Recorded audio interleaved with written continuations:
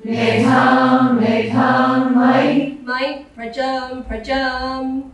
Might, prajam, prajam. Might, prajam. Might, prajam. Prajamiti. Prajamiti. Prajam. Prajam. Mayindra, Indra. Mayindra, Indra. Mayin. Mayin. Mayendraha. Mayendraha. Indra, Indriyam. Indra, Indriyam. Indriyam, Indriyam, Indriyam. Indriyam, Indriyam, Indriyam. Indriyam, Indriyam, Indra. Indriyam, Indriyam, Indra. Indra, Indriyam. Indra, Indriyam. Indriyam. Indriyam. Dadhatu, dadhatu. Dadhatu, dadhatu. Dadhatwindri. Dadhatwindri. Dadhatwindriyam. Dadhatwindriyam. Dadhatwindriyam, Indriyam. Dadhatwindriyam, Indriyam. Dadhatu. Dadhatu. Dadhatu. My. Dadhatu, my. Dadhatu, dadhatu. Dadhatu, dadhatu. My My. metham. My, metham, metham. My metham. My, metham. Metham, my. Metham, my. Metham, my. Metham, my. My prajam, prajam. My, prajam, prajam. My prajam. My, prajam. Prajamiti. Prajamiti. Prajam. Prajam. My surya. My, surya. My. My. Suryaha. Suryaha. Surya praja. Surya, praja. Surya. Surya. Prajaha. Prajaha. Rajo. Rajo. Dadhatu. Dadhatu. Prajo. Dadhatu. Dadhatviti. Dadhatwiti. Dadhatu.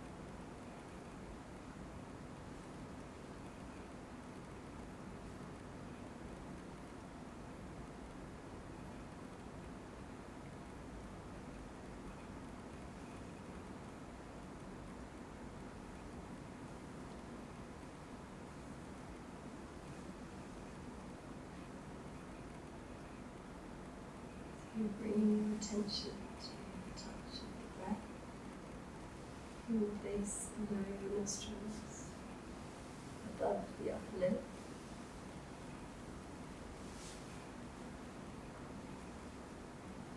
Just feeling the breath as it touches this area and its movement out of the body.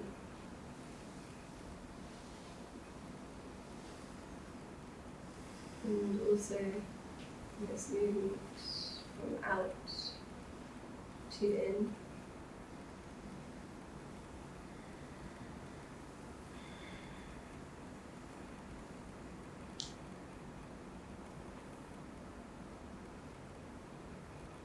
Just noticing the distinction between the exhale and the inhale is as pronounced as it was earlier.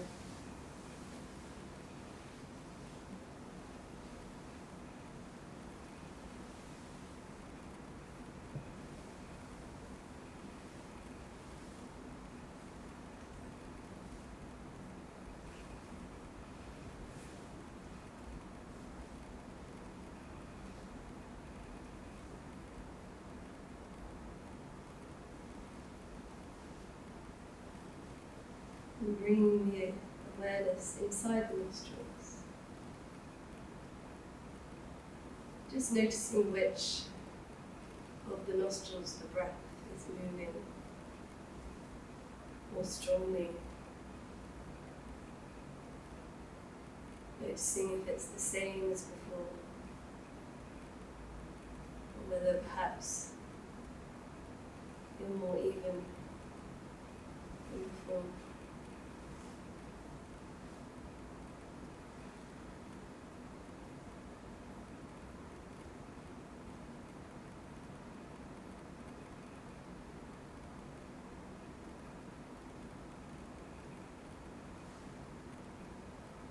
And finally bringing our awareness down to the base of our body.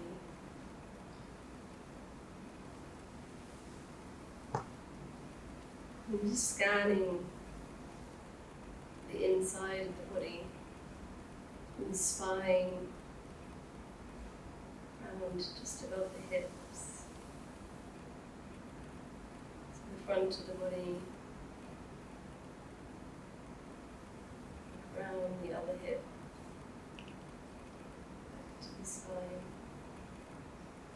And just seeing if you can actually feel the whole of this space inside the body, between the front and the back, in this area.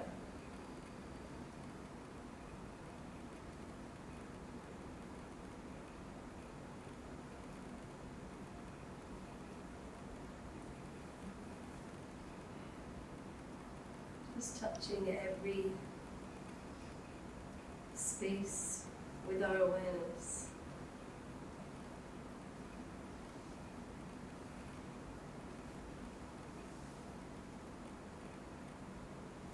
And then if we can,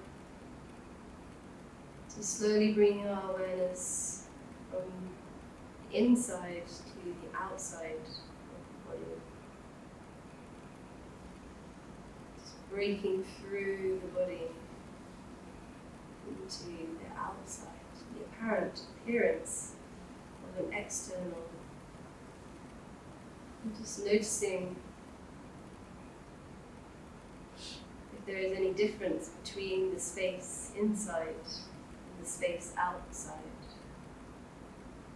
Slowly expanding our awareness in this area, in the circle, behind and in front, encompassing both the inside and the outside.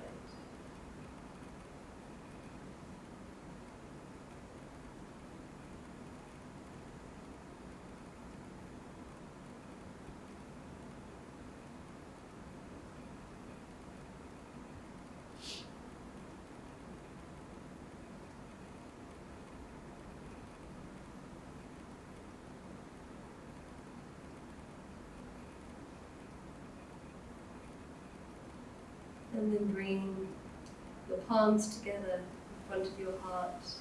And just bending, bringing our chin to our chest. In a private acknowledgement of the space that you witnessed in your practice. Giving thanks.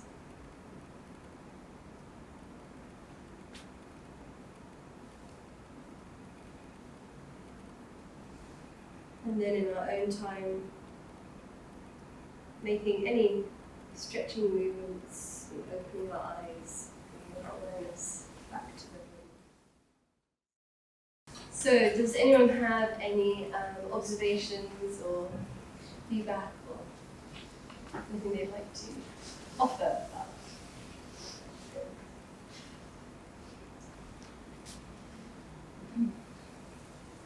I drifted away, which I only know from doing it in a group with a mantra. It's not actually like, I mean, it's basically what we were doing together. It's really less for me. I go very deep.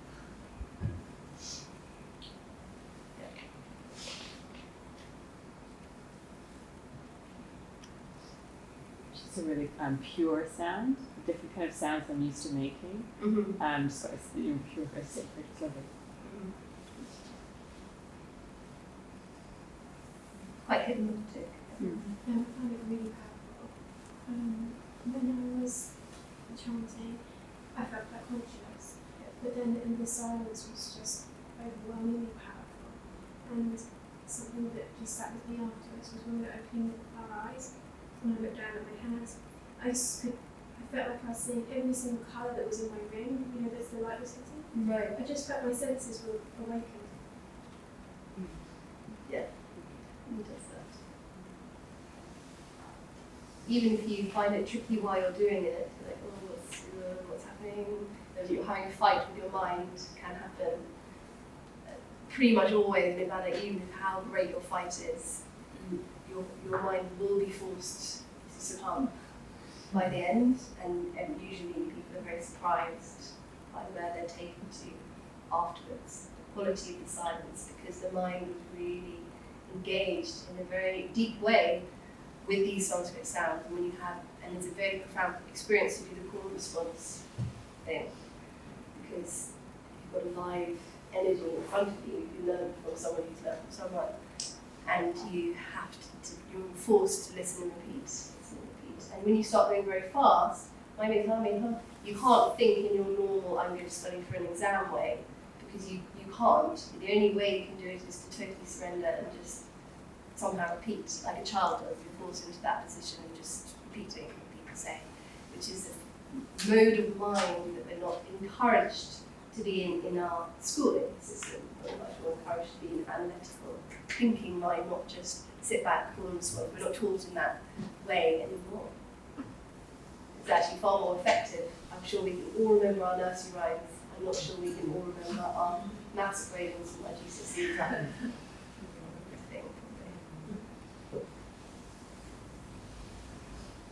Anything else?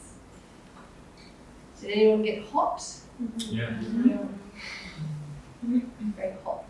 We repeat every single sound in this chart is a heating sound. I also felt quite goosebumpy, and some words had a bigger effect than others. Yeah. Which is interesting. And I also felt a little fidgety, more fidgety than usual. So Yeah. I had to stretch and had to. It can aggravate this chart, so it's a very heating chart. I didn't do the final variation, which I used to when I was much more gung ho when I first started teaching 12 years ago, and I just used to like push people to the extreme. But I found that people like who had eczema, which was latent at that point, by the end of the chart would be covered in eczema, or women whose period finished 2 days earlier would start again, increase that much heat in the system. So I don't go to that degree now. What I went to is a safe level for anyone, even if they've got agitated pitta. But if you did the other full thing, you would be, yeah. And the sweating, I had one person come in a yoga festival. I asked people why they've come to the session, And the guy said, oh, well, actually I want to be in the Ashtanga session next door, but I've hurt my knee. This is the only sitting one. I actually hate charms, I don't really want to be here. I was going to give it a go. So I was like, okay, fine. And then I did it, and I did my extreme thing that I used to do. Sweat it, dripping with sweat at the end. It was far more intense than any Ashtanga practice. But now I've learned, it's very, very therapeutic, incredibly therapeutic. So if you're going to use it properly therapeutic, you really have to work one-on-one, because there's so, I mean, you can go to a group, it's also very therapeutic, but if you really want to push, if you need to push someone, then you need to check the person in front of you, because you might have things you need to watch out for. How did you learn the chant? Just by repetition over a time? Bit like a nursery rhyme, very quickly, when you learn this way. So through, I did a few years training at school. It was actually in Austria, but they were Indian. And yeah, we learned many chants and just learned them. Like you would, if you just did that for a few days, you'd know it without even thinking. It's a normal human capacity that we just don't tend to engage with so much, but we all have that capacity. So like a kind of prescription, you can use different chants for different types of Incredibly powerfully. So the Krishnamacharya Yoga Mandarin, so I initially learned with Krishnamacharya, like this Krishnamacharya taught Darby Joyce and Iyengar.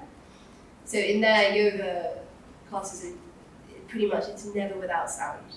Every inhale and exhale with a mantra used. And no matter how ill someone is lying in a bed, they can still make, or even if they can't make a sound, they can listen to sound, and then the next thing they can do is at least make a sound, which will affect their whole being. This chant is chanted traditionally in Indian schools that haven't become Western. It's chanted by the school children before they start their studies. And you learn to do, I did the order of the words, you use your fingers, so it doesn't make sense, but it's like my Maha, my Praja, my Crisfield, and Dhatu is the chant. And then you mix them up, so you do word 1, 2, 2, 1, 1, 2. My, Maha, Maha, my, Maha, then you move on. Maha, my, Maha, Maha, then you move on. And the variation that I didn't do was 1, 2, 2, 1, 2, 3, 3, 2, 1, 1, 2, 3. And the way you do it is you do it on your hand to keep a track of where you are. So if you can imagine a whole room of school children who are all my Indra, Indriyam, Indriyam, Indra, Indriyam, Tadhatu. By the time they finished, they're going to be ready to start. They've got rid of all that nervous energy, gone, focused, mind alert, open, receptive, ready to learn. And the chant asks, usually the meanings are never given to you, chanted it for a long time, but my in me, so that's the English word me, my, in me, made harm, my, in me, prajam, in me, made harm, intuitive intelligence, prajam, wisdom. May Agni, Teja, Indra, Indriyan, Surya, Praja, may those 6 sun gods deposit in me intuitive intelligence and wisdom. And each of those 6 sun gods have got very fiery sounds, Surya, Praja, which is why it can feel very heating. And probably won't have time, but if you do a chant to this moon, to the earth, you have a completely different quality. To them. So there's chants to all the elements and to all of the lights, divinity, deva. We get the English word divinity from the Sanskrit word deva, which is the word div, which means light. So we usually use the word God incorrectly. We say there's 330 million gods in the Hindu pantheon. First of all, there's no such thing as Hinduism. Secondly, it's 330 million lights, different shades of light that we can imbue or imbibe or connect with through these Vedic chants, and each one has a completely different quality or hue of light. It's very effulgent, bright light that we're connected to. Feel the 5 points of articulation where the Sanskrit sounds come from. So the first point is the point of the throat, and that's where we get the sound written Ka, ka, ka. And then 10 of the sounds in Sanskrit are aspirated, which means that you have to engage the lower belly. So if you were to do Kapalabhati through the mouth, and you have to do it pulling back the belly. So in English we don't really access this area of the body, but in Sanskrit you do. So we then have the sound, which I will exaggerate. Ka. Which becomes ka. That's it. You feel that expulsion of air that comes behind it. So ka, ga, and then this letter we have at the end of words in English, we don't have it at the beginning of words, so we find it hard to say at the beginning of a word. So we'll say the word in order to engage with the sound. Going, and hold the final on. Going up. And when you open your mouth at the end, your tongue does not get engaged at all. You just going, you're clutching your base of your tongue with your throat, and then you just release the throat, that's it. Going up. So you don't go going up, you don't touch the tip of the tongue at all. In up.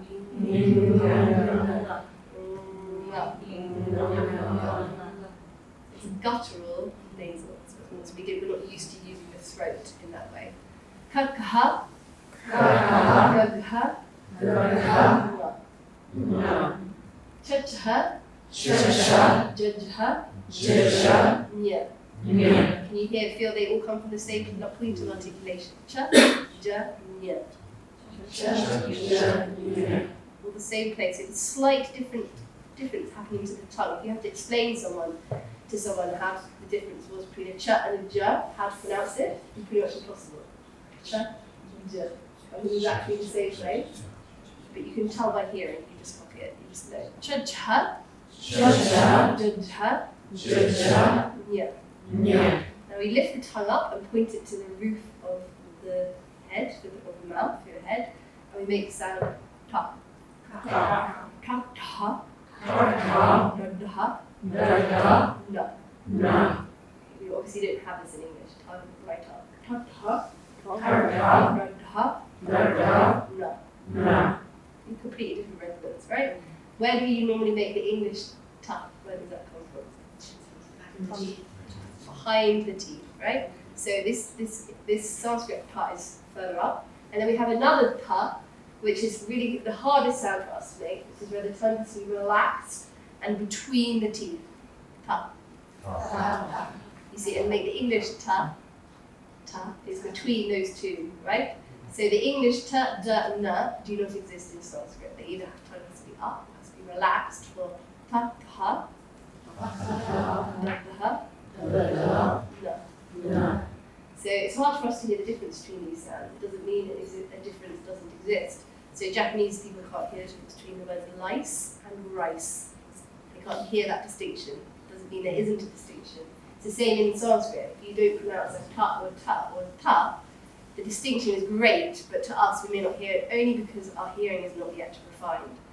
But what we'll do is we'll try and make those sounds together, because sometimes when you make it in a group, it's enhanced. So I'll say 1, 2, 3, and then we're going to make a ta with the tongue up, then an English ta, then a dental ta. So we'll do it together. Okay, so 1, 2, 3. Ta, ta, ta. Again, 1, 2, 3.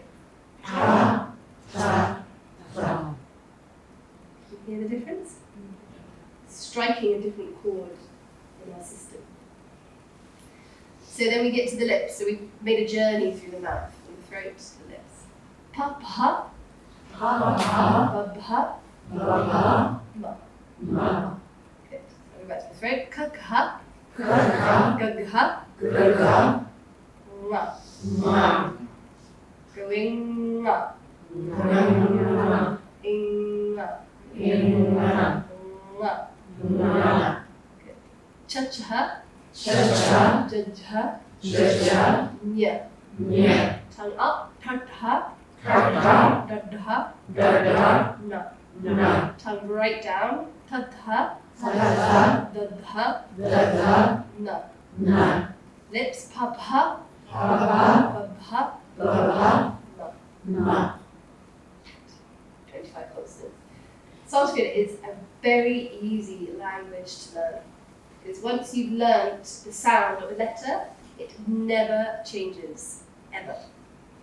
And once you've learned how to write it in the Devanagari, the name of the script, with the scribbles and stuff, you look at that letter, that is always how it's pronounced. Whereas in English, if you do a letter, it doesn't mean you can pronounce any word in English language.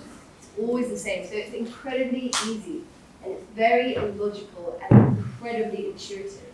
People, when they start looking at the grammar of Sanskrit, they're like, it makes perfect sense. You can understand the kind of brokenness of English that we're not aware of, but we're just enslaved to.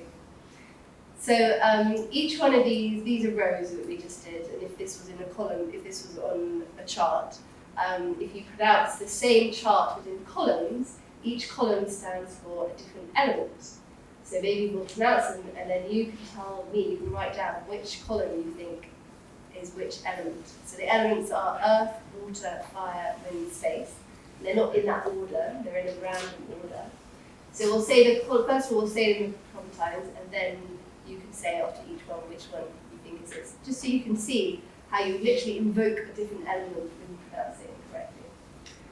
So the first column is ka, cha, and then tongue up, tongue down, ta, ta, pa. So each column makes a journey from the throat to the lips. So ka, cha, ta, ka, pa. Just practice the tongue up, tongue down. Pa, pa. Ka, cha, ta, ta, pa. Good. Okay, now the second column is ka, cha, ta, ta, pa. Ka, cha, ta, pa. Different energy, right? Third column, ga, ja. Tongue up, tongue down, da, da. Ba. Ga, ja. Da, da. Ba. Ga, ja, da, da, ba. Good. Next column, ga, ja. Tongue up, tongue down, da, da. Ba. Ga, ja. Da, da. Ba. Ga, ja, da, ba. That's good. Final column. Nga. Do it slowly for me. It starts with the throat, nga. And then the nya, which is like a Spanish kaban, nya. Then tongue up, tongue down, na, ma. Nga, nya. Na, ma. So again, throat, nga, nya, tongue up, tongue down, na, ma. You can see they've all got a different feel, right? I'll just say them so you can just hear them. So it's ka, cha, ta, ta, pa, ka, cha, ta, ta, pa, ga, ja, da, da, ba, ga, ja, da, da, ba, nga, nya, na, ma. So with the Yoga Sutras, what you're saying is that you can chant all the Yoga Sutras, and that will also engage you in that feeling of wholeness. Yeah. Because of the sound. Does he not also talk about just chanting Om as another way? Oh, sorry, Yeah, it's the first tool he gives in 117 or 123. He says, Tasya Vachaka Pranavaha. So of him, of Ishvara, and then what Ishvara is a 2-hour talk, but Ishvara is the energy that is allowing this moment to be exactly as it is. So right now, there is war in our experience of life. We are at war with our own ideas, with other people's ideas, with how things are. But there is something that's allowing even the most horrendous things that happen in this world to happen, because they're happening. Whether we want them to happen or not, they're still happening. So our want or desire has no bearing on what actually happens. We tend to feel that as long as I hold that belief, that shouldn't be happening, I am helping to engage in that, stopping that from happening. If I allow that to happen, then I'm contributing in some way to letting that happen, which is the opposite of what the Yoga Sutras are saying. Connect with that, which is exactly as this moment is. I might be slightly uncomfortable, I'm on the tube, I'm hot, I'm late, but something's allowing me to be too hot and too late and ill and stressed and lost my job and blah, and horrors happening in other parts of the world. The beauty of sinking fully into that Ishvara is expressed through the sound Om, which is called pranava. It's got another name, pranava. So tasya means of Ishvara there is a sound. Of this Ishvara there is a sound which is called Om. Say it. Om is what the Yoga Sutra says. There is this sound Om, and it says say it, Vajaka. Yeah. But say it correctly. Yeah. Otherwise, address return to sender. If you say Hare Krishna, return to sender, not going to get that. Om, return to sender, not going to get where you want to go. Spice experience will do something, it's not going to get what you're hoping to get.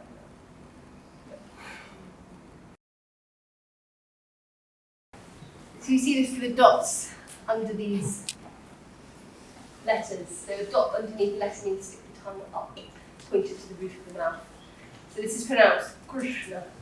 There's no I in this sound. But you can see how, if you know, in Google and things, oh, what's the dot? Oh, forget it. Oh, where's the vowel? Stick a vowel in. Krishna. So you can hear the difference between, let's say, the English Krishna, and then the Sanskrit Krishna. You hear the difference? Yeah. Krishna. And what does Krishna mean?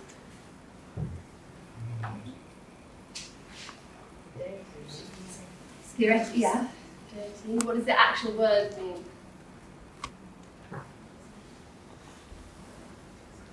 It means dark.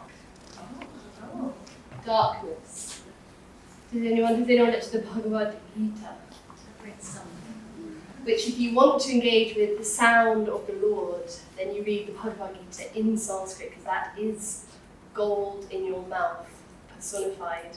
It is the song of the Lord, and the song of the Lord cannot be read in English in the book. I'll keep emphasizing that point. So the Bhagavad Gita is a conversation between Krishna and Arjuna. What does Arjuna mean? Light. So this is a conversation between the light and the dark. Doesn't mean the good and the evil, it means the conscious and the subconscious. So we have, it's not a conversation two people had on a battlefield 5,000 years ago. It's our own experience of life.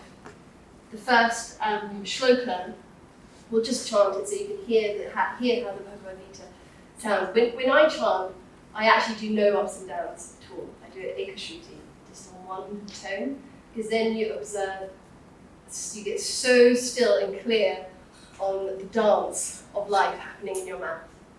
When I teach initially, it's quite extreme to teach people immediately that, also because you need to learn a lot before you can do that correctly, which is why when I first did teach people to get them engaged, I teach them with 3 tones, which is what a lot of Vedic chanting is, middle, upper and lower. So the chant we did before had 3 tones. If anyone knows the Gayatri Mantra, then that's 3 tones or 1. So when I teach, when I teach courses, I give people both so they can feel the difference for themselves, what happens when you bring it right down into Eka, 1, Shruti, sound, and you really get clear and thing. But so Bhagavad Gita, I don't chant with ups and downs myself, but what we're going to do now is with the ups and downs, because I think when you first engage with it, it's useful to have a tune.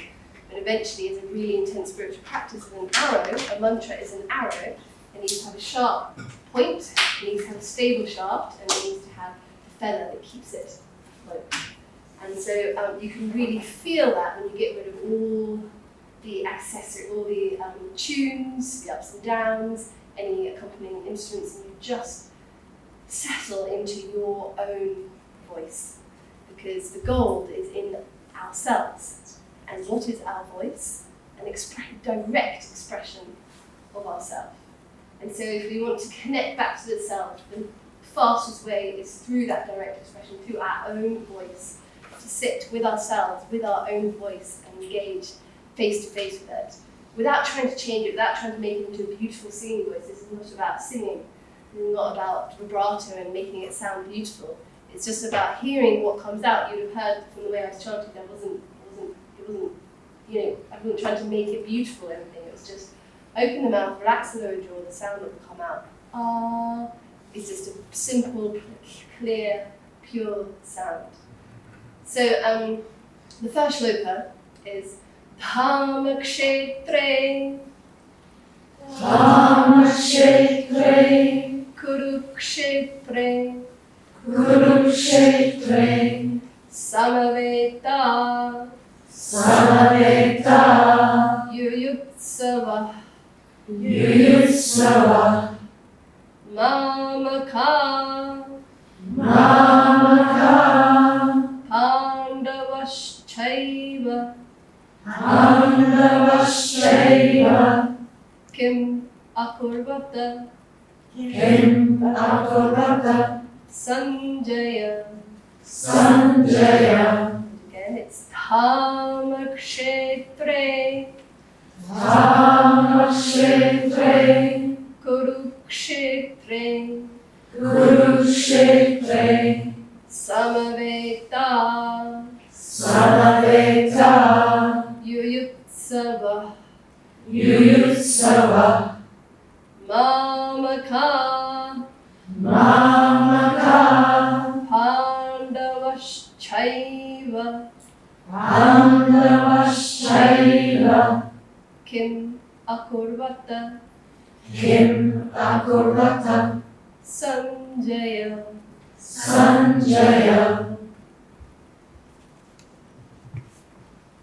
So this first shloka of the Bhagavad Gita is not said by Arjuna or Krishna. It takes a while to get to them. This is said by Dhritarashtra. Try saying that. Dhritarashtra. Dhritarashtra. And he's a king. He's the king of the Kauravas. And Dhritarashtra means the blind one. So this is said from the perspective of someone who is a king of their own experience, ourselves, who are blind. So we are all the blind king of our own experience. And we start in our own experience. Has anything ever happened outside of your own experience of life?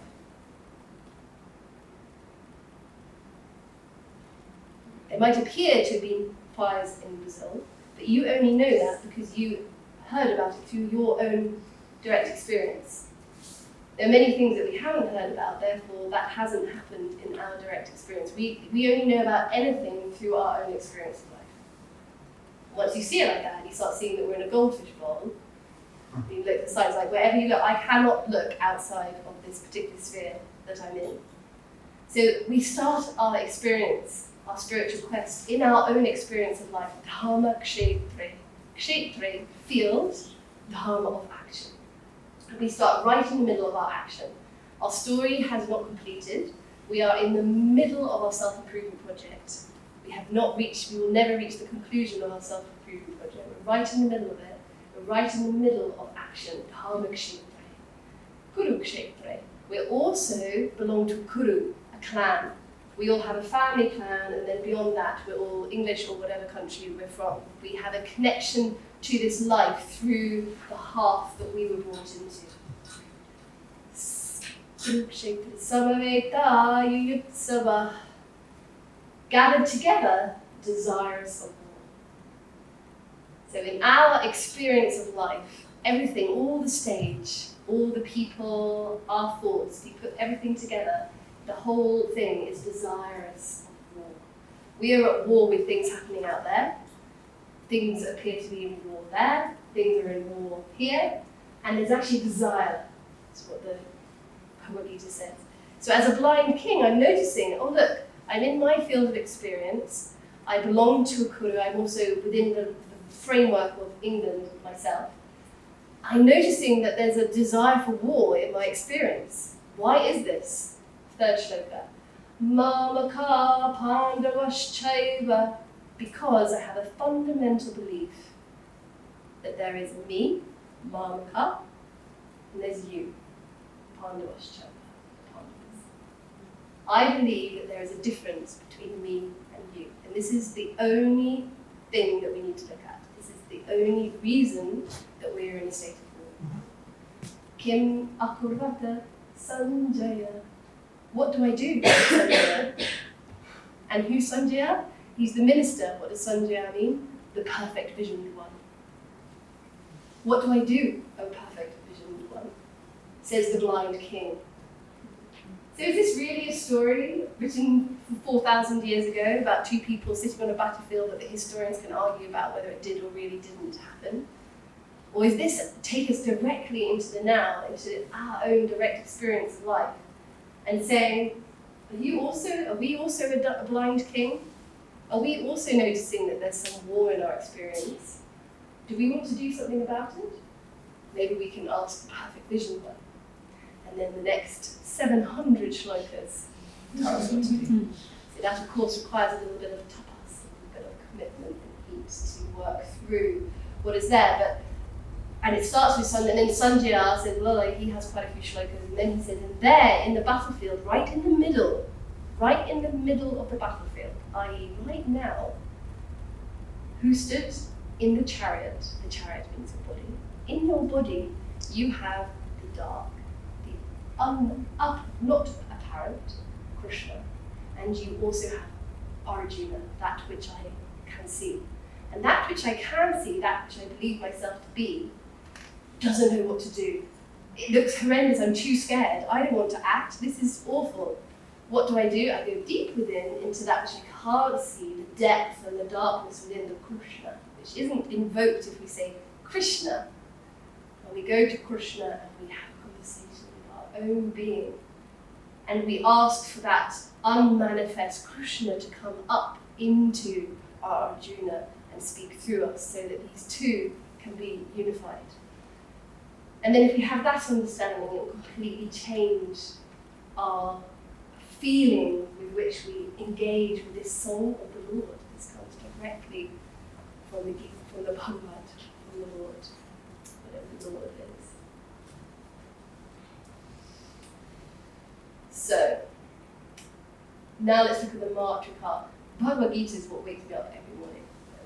It pulls me out of bed at 4:30 because I'm so excited to read it in Sanskrit, not in English, because that does nothing. Reading in Sanskrit is like literally sounding gold in your mouth, and that will enliven you for the rest of the day. It doesn't need to be, there are plenty of things. I've also learned in the Quran and the Torah, all of these traditions have sound as their fundamental, the sound of the Quran is also extraordinary, whatever works for us, but engage with it. And that just gives you a little bit of inspiration potentially to see if the Bhagavad Gita is something that inspires you or not. You read it aloud? When you read No, just in my head.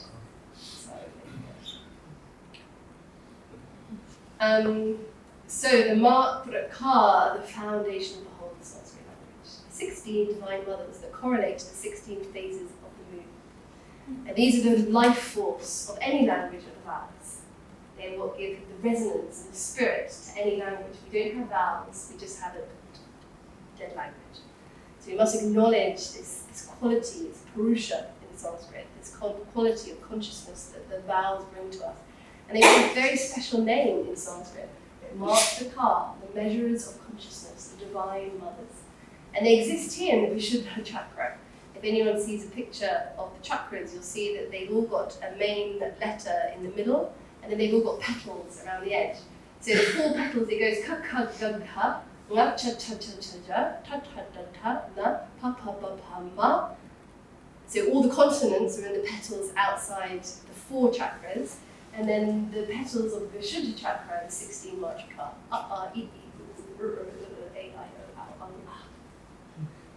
Which we chanted before, we've had them, but we're going to now have a little look at how to go a little bit deeper into those sounds. So the first sound, which we all make in some form or another, any baby in the whole world comes out and makes some kind of R sound. It's the easiest sound for people to make, and in therapy, if you can just add an R to people's exhale in the yoga, it will extend people's exhale. So if you exhale without sound, it will last maybe 4 or 5 seconds. If you exhale with sound, it will be increased to about 20 seconds. It just keeps going. And if you extend people's exhale, you create a more lankana practice, which is a relaxing practice. It wouldn't work if you used really highly resonant sounds, but the R is a very relaxing sound. So you can just literally add an R, and if you're teaching in a class, anyone can say an R, and they can say it with their mouth, if they're scared about their mouth, you can still get a kind of R out. It's a safe sound today. But I'm going to show you the difference if we do keep our mouth closed and if we do open it and make a word, what difference it makes to the sound. So I'm going to make a sound, and I'm going to move my mouth, and you can see. And I'm keeping my fingers here just to show you that this is a vertical movement you're looking for.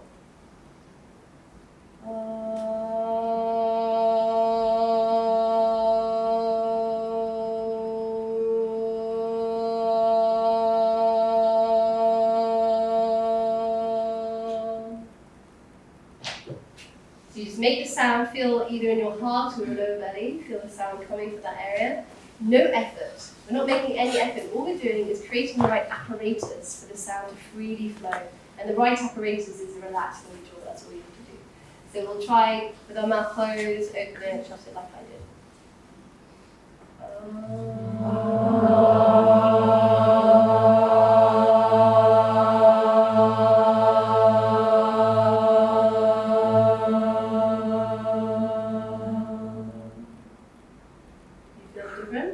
We'll try that one more time.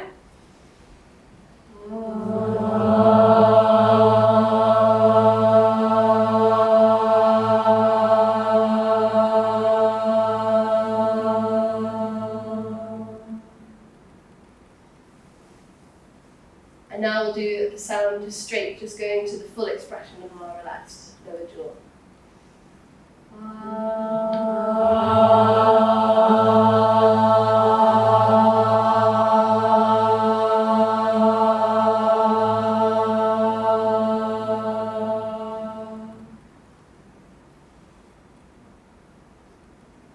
So what effect does that sound have on the environment?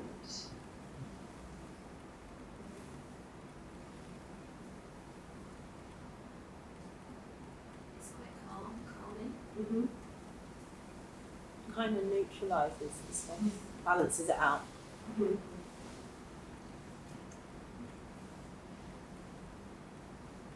So it has a very particular effect. It measures out a particular field of consciousness. Matrika, each of these vowels measure out a different field of consciousness.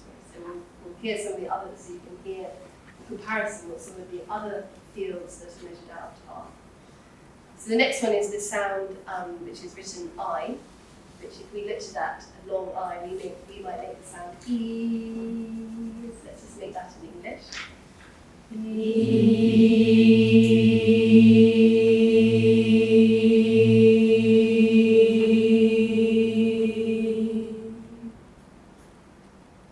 And now I'll show you what the Sanskrit E is, which is different to that. That isn't a Sanskrit sound. So the Sanskrit sound is a very difficult one to make.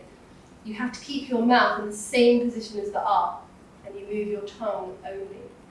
Move the tongue up. So I'm going to go from R to E, and I'll show you, and I'll do the English E so you can hear the difference.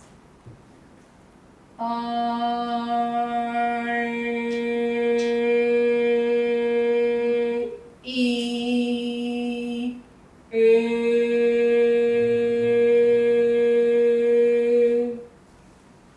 your tongue touching the top of your? It's just half. Yeah. You can hear the difference, right? You can see one of them return Zenda, one goes straight. Right? E aggravates the nervous system. That's why you find a lot of kirtan singers have terrible energy, because they're aggravating the nervous system by chanting these names wrong. And it creates a lot of, they find terrible trouble sleeping, energy. And I have lots of good friends that used to play violin in kirtan all the time, so it's not like, I'm friends with these people, but I can see what happens to them because it aggravates their nervous system. So let's try making it together from the R to the E together.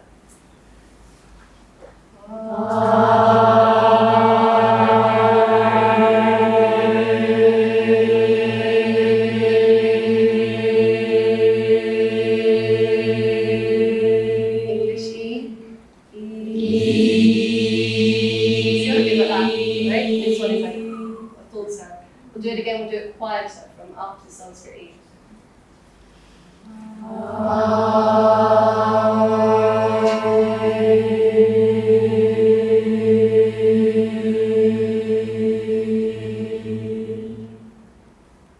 Listen to repeat.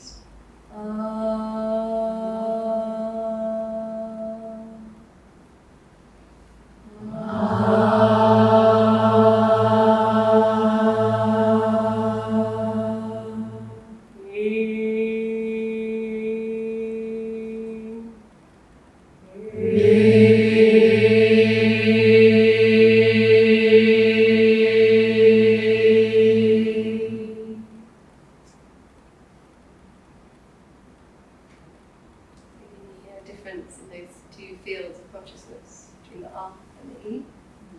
Say anything about what you might notice between those two different sound waves?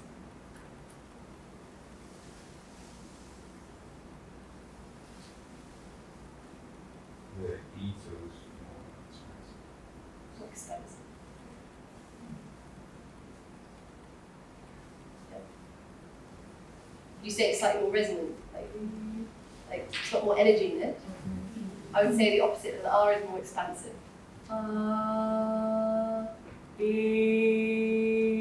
It's got just more energy in it. More space. More energy in the space. It's more in the throat as well, I find the vibration here. In which one? In the E? It should be in the top part chamber of the mouth. The throat is R, and the E should be focused in the top half of the mouth. How tense do you use your tongue? Tense? Yeah. Not tense. Yeah, although it might feel like that to start because we're not used to lifting our tongue in that way. Very simply, just literally lift it. No tension at all. But I know how to bring, you have to learn how to bring sound into that chamber, which we're not used to doing either. So initially, it can be a little bit, you have to use the tongue in a way you're not used to, just to like hold it there. But eventually, it's no tension. Yeah. Like an asana when you first start there. And then eventually it's just so we'll go from ooh. So if we saw an English U long sound, we'd make them ooh.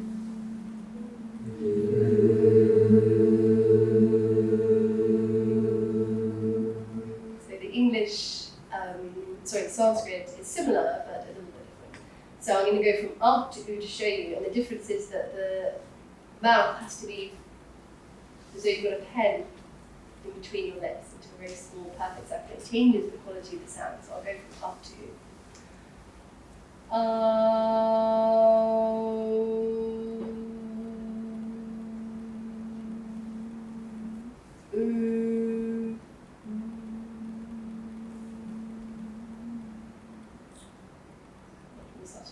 We'll go from the up to the U together.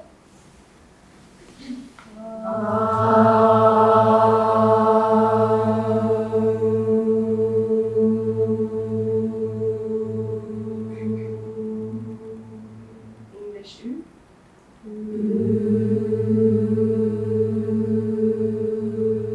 Sanskrit U.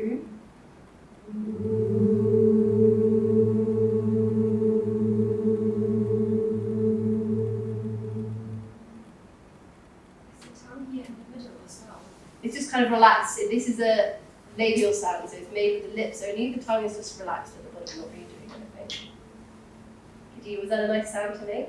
Yeah. Yeah. So different quality again to the R and the E. Any words? Anything that came with It's more grounding.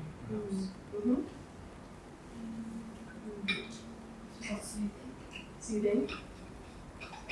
I was just noticing that the English E, the mouth is wide, and the ooh, you're kind of really using more space, and then the Sanskrit E and ooh, you're channeling more of a narrow More precise. space. Is that what you mean by more energy in the space? Yeah, it is a narrower, much narrower space, which hits things much finer, much clearer. Yeah. Because it's a bell. They're all bells, right? You've got to hit precisely that bell, not just like.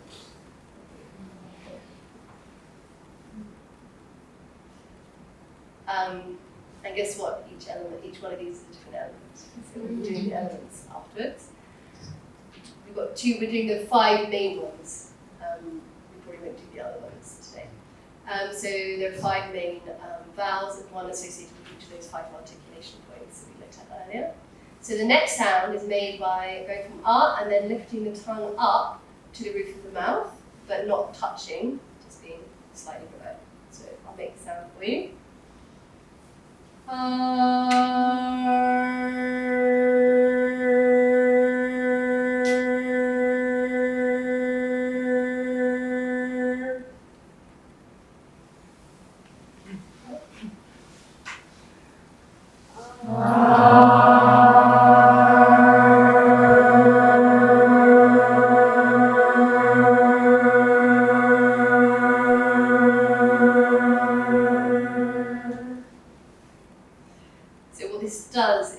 Tongue's like this, and the energy is going over the tip of the tongue. Again, the area that focuses in the top half, and it's kind of focusing all of your energy into this area. It's called the Murya position, so it's going straight to the third eye position. So feel again and see if you can feel the kind of what happens at the tip of the tongue.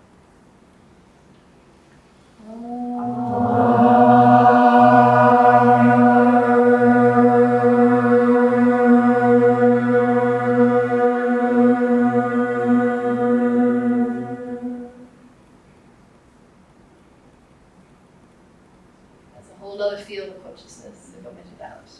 Anything about that field? Earthy, okay. Space. We'll wait till we've done all of them and then feel space. Yeah, because I said that the other one resonated out, so yeah. But, I'm not going to say now. Goes more inwards as well. Mm-hmm. Yeah. Yeah.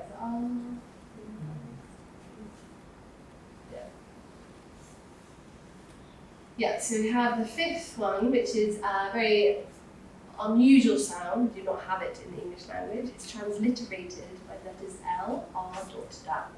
A dot underneath the R, L, R, with a dot underneath the R. So people look at that and go, I don't know how you say that, Laura. As a vowel, Laura is what people most often say.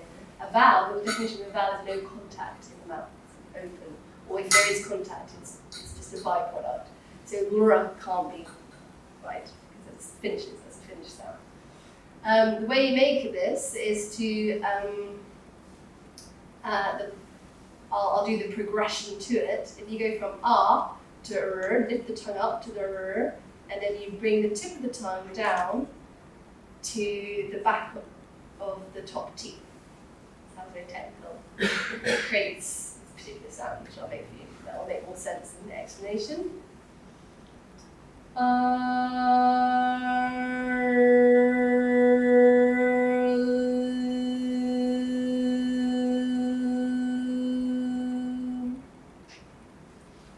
you end up with the tongue. It's basically that position without touching the teeth. That's the teeth, front, top teeth.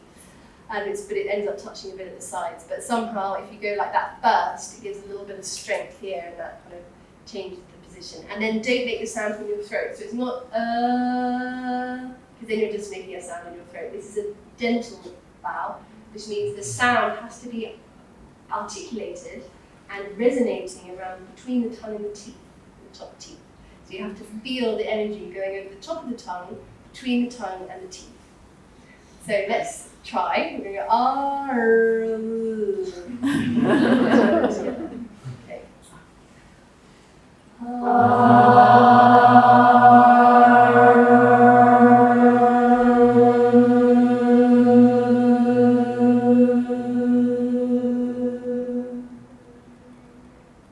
And that is it. It's as simple as that. Because we don't know what sound to listen for. It's not a sound that we can connect. We're like, oh, is that it? I don't know whether it is. But actually, if you just trust, yeah, that's it. It's as simple as that. And you could feel a certain energy was created as long as you don't say it.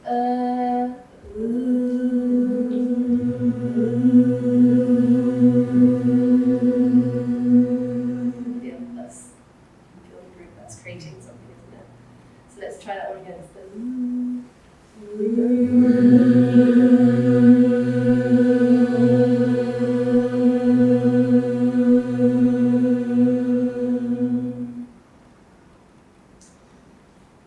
what kind of field of consciousness was that measuring out?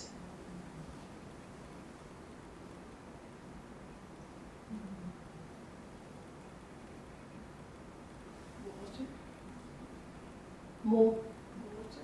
Flowing. Okay. The flowing, yeah. I did feel more space in that one than the last one. I felt like it was spreading out. We'll do them all one by one and get to have the comparison. Okay. So let's do them, then you can again write down what you think, earth, water, fire, and space, not in that order.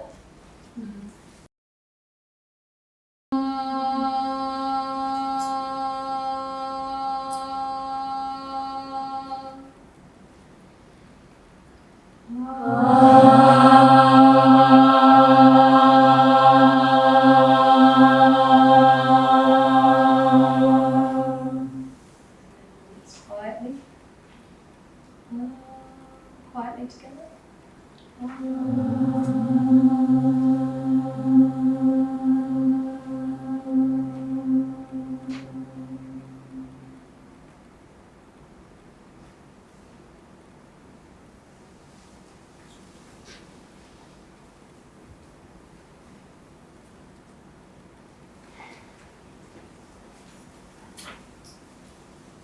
So I'm going to go from the up to the E. So listen and repeat.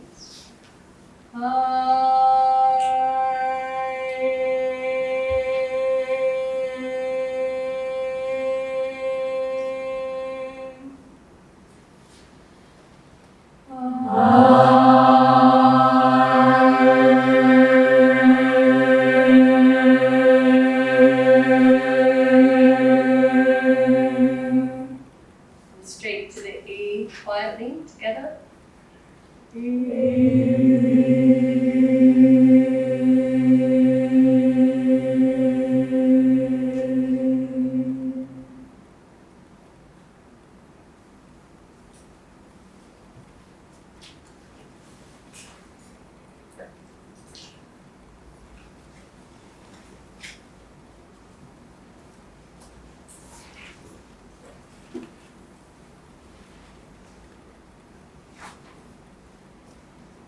So I'll go from the up to the U, listen and repeat.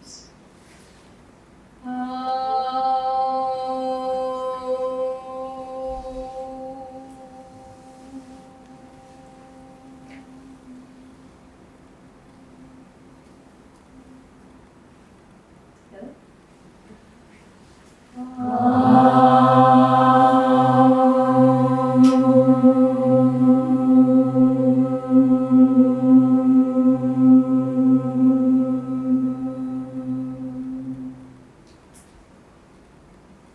Just pucker the lips even more, make a perfect small little circle one more time that move together.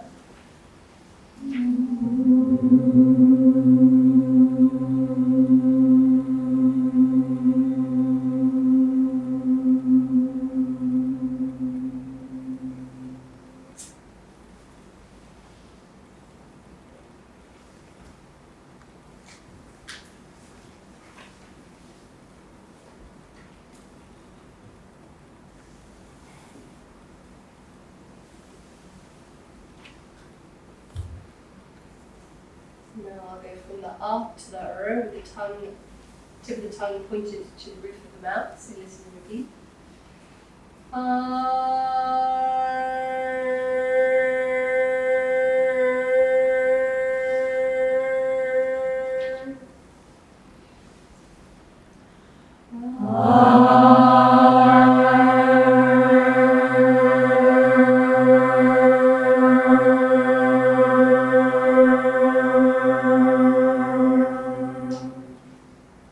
Move straight to the quietly together.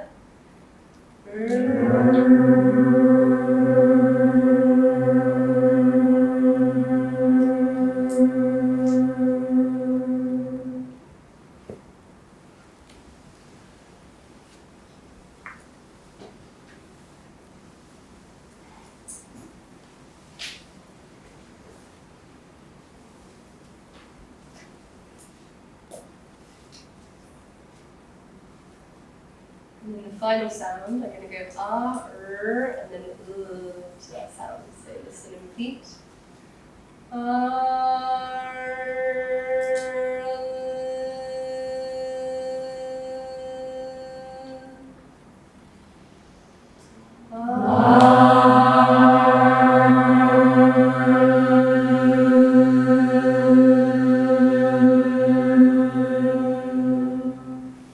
then quietly straight to the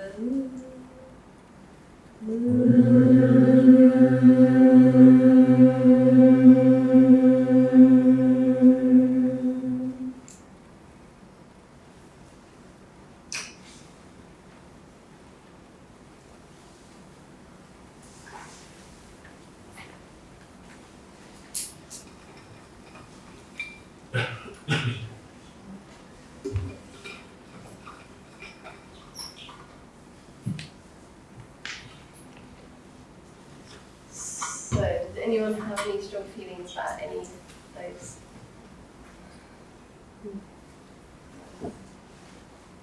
I put the first one as space, the R. So it's Yeah, it's space. It immediately connects you to the space around you. Once you do that, you say these ah, and then the whole room hearing is opened up to the space around you. Very open, spacious sound.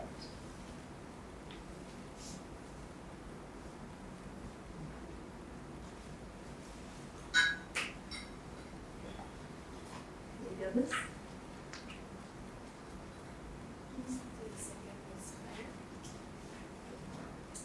Because there's more energy. Which had the most energy? Which one was the most heating? Or two?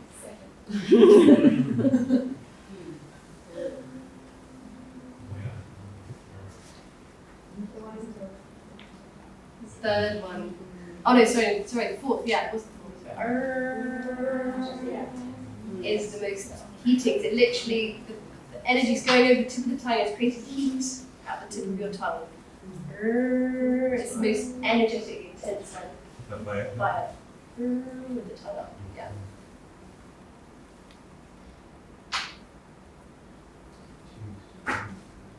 So we've got.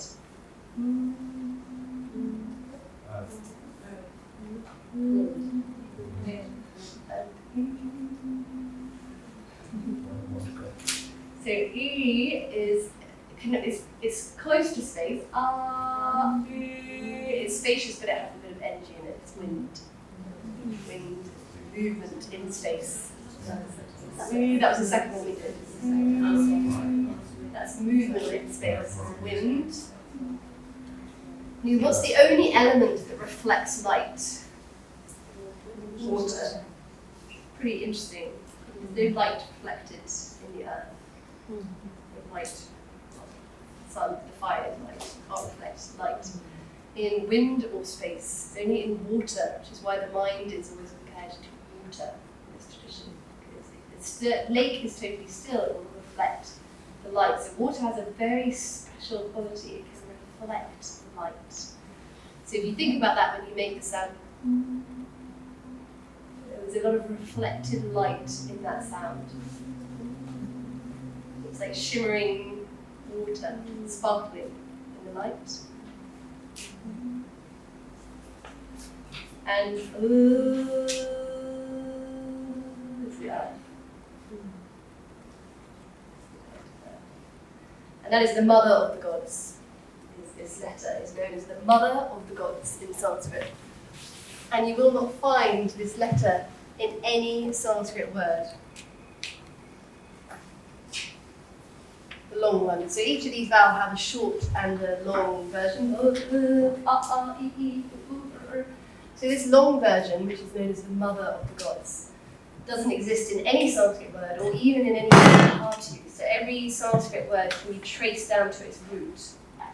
It's the same as in Arabic and Hebrew languages. They have the same idea. We don't have it in English, where every word has a root. So if you imagine there's a field with 900 seeds planted, and each seed fruits a tree, and each tree has a different fruit or nut or different type of fruit that grows on it, and those fruits are the Sanskrit words. And all the fruits on a certain tree will have a similar feeling. So anything with a karma, karshayati, karanam, kriya, they all have to do with action because they all come from the root kr. Anything with a dhar in it, dharshayati, dharma, is to do with supporting and nourishing. So this is why Sanskrit is a very easy language, because once you've learned the roots, some of the roots, you can recognize words. You can think, oh, that sounds like drushti. Oh, it sounds like a dr in it. It's got something to do with sight. Yes. Karma, anything with kr is to do with action. So once you've learned 1 or 2 Sanskrit words, you've automatically learned about 50, because they all have a similar, come from the same root. So this letter here exists only in a root. One of the 900 roots of Sanskrit has this letter in. No actual words, and this doesn't exist in any word or any root. The only place it exists is in the causal realm, in the petals of the Vishuddha chakra. The causal realm is the chakras. And the only place you ever see it written down is in the petal of the Vishuddha chakra. It's known as the mother of the gods. It's the earth element. It's that from which everything comes. And the word, this root, one of the words that comes forth from the root is krup. One of the roots that comes forth from that is the word sankalpa. Have you heard that word? Sankalpa. It's used in yoga nidra. So sankalpa is, people say, is a resolution, something that you aim to do. But we all know that if you make resolutions from your own personal desire mind, they tend not to be fulfilled. However, if we let a sankalpa come forth from the earth, which is the root from which this word comes, then it will come true. We all know, we've all had experience of something coming forth and knowing that we have to act on that, or that is definitely, we just know that's going to happen, because it's come forth from the earth. It hasn't been us implemented down into the earth. So that is the true meaning of sankalpa when you understand that it comes from one of the only roots that comes from the earth in the Sanskrit language. It gives you much more reverence and understanding of this word.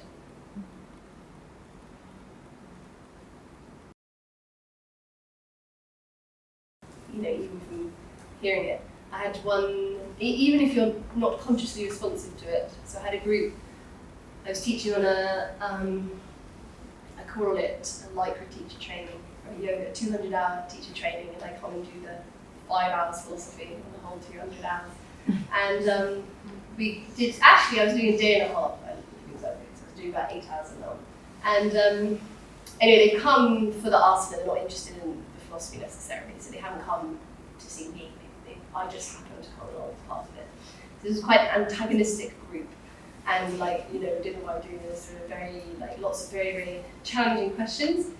Did the chant, and one lady in particular was very antagonistic the whole day.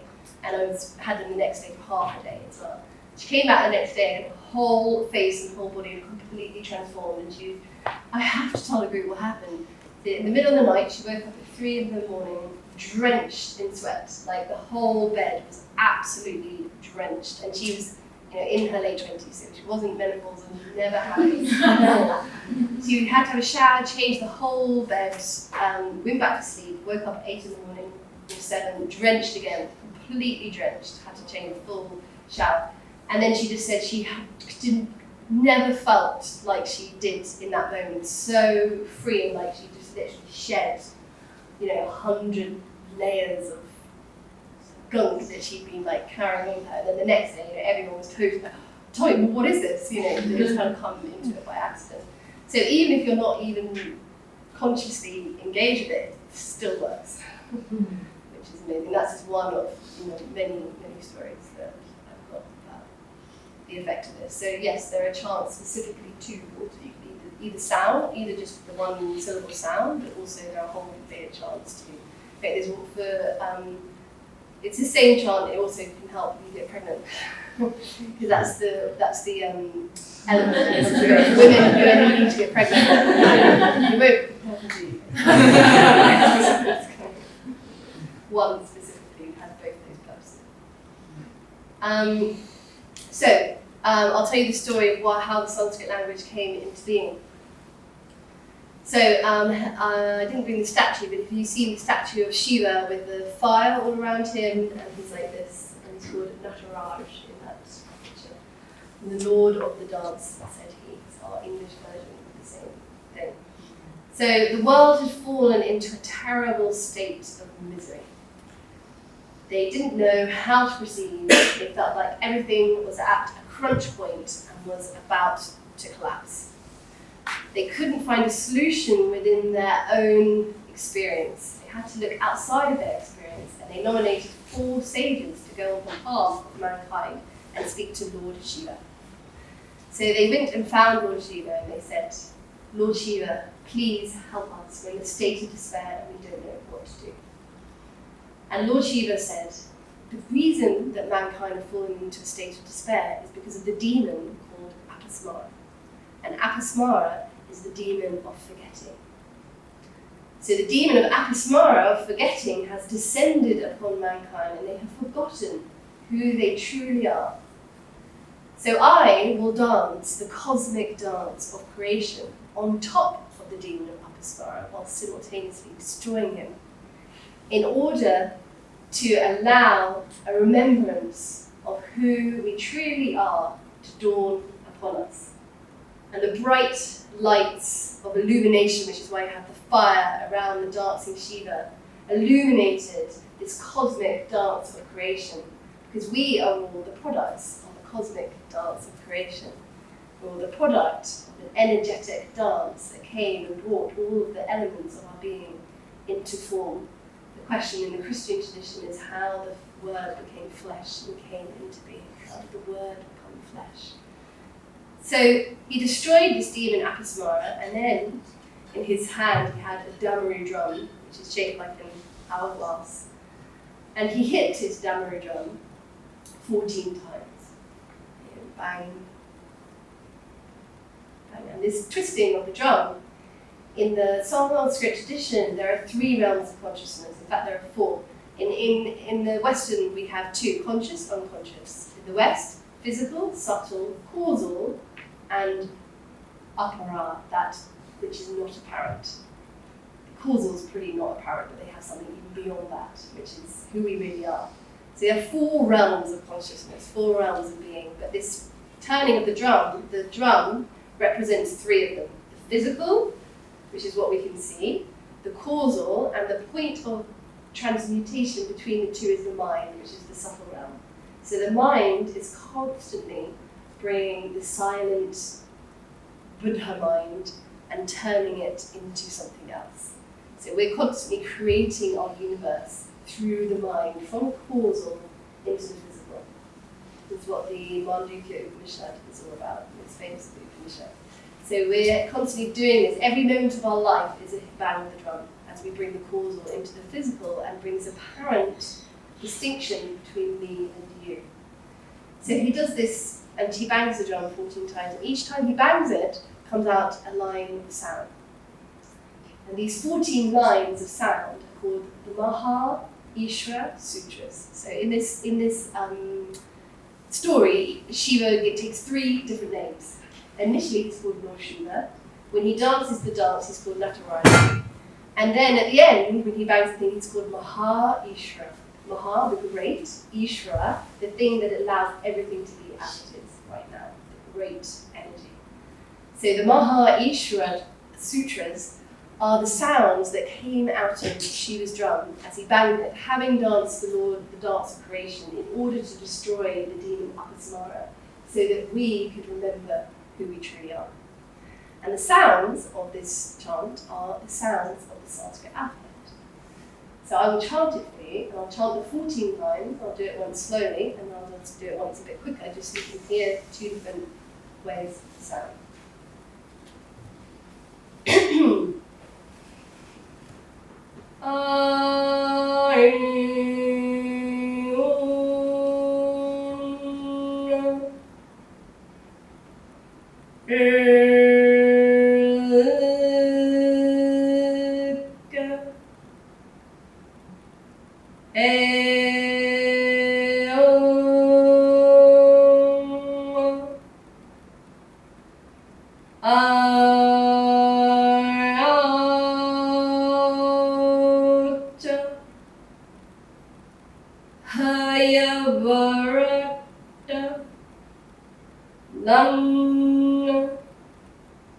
Nyamananam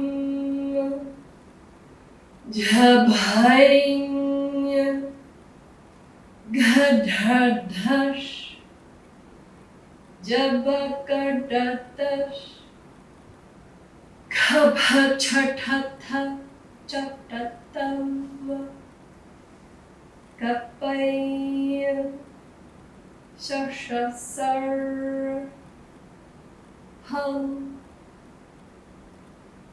Ayun Raka Eon Ayata Hayavarta Lanya Yamanam Jabhanya Gadadash Jabagadadash Kapachatata Chatata Kapai Shashasar Hal.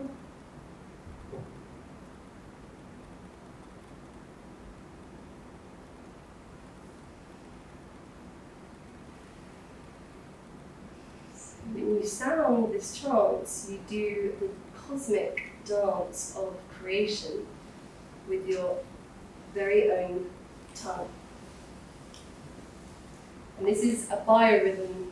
It reminds us of the natural biorhythm of our energetic field, which will destroy apasmara and remind us who we are. So this is the cosmic dance of creation through sound, through the movement of our tongue, through the mouth, the instrument of our mouth. And when we can hear it, all we have to do is to be fully present and engaged with the sound of this chant. Its function is to destroy apasmara and reveal who we truly are. And this sound, this chant, these sutras are the foundation of the whole of the Sanskrit language and the whole of the mantra science comes from this. Until this is established, the rest will not be felt because everything comes down to these sounds, the correct building blocks. And each one of those is one of the 25 tattvas that I mentioned earlier, the datnesses.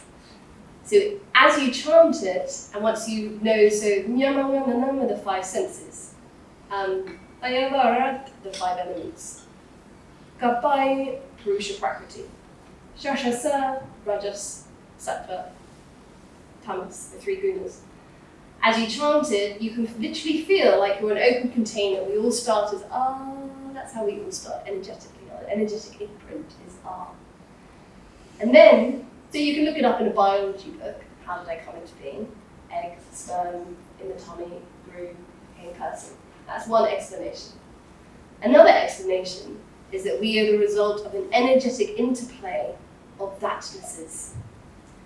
And they all pop on top of each other in a very particular order and create this helix of energy called us. And if we connect to that understanding of how we came into being, then we will know who we are. And then our misery and pain will automatically be destroyed. So this is the teaching of the Sanskrit language. And the first letter is A, and the final letter is Ha of this chant. And then we stick an M on because nearly everything ends with an M. But Aham is the Sanskrit word for I. So if we understand where it comes from, our understanding of I will be transformed. Who am I? I am. I am A to Ha, and I am every single energetic resonance between A to Ha, all playing out in me at all times. So you see, you cannot translate Sanskrit into English, because even that word alone, you write in the book, I am Brahma, you think, oh, the I who I think I am, the person who I live in my wheel. No, I is A to Ha.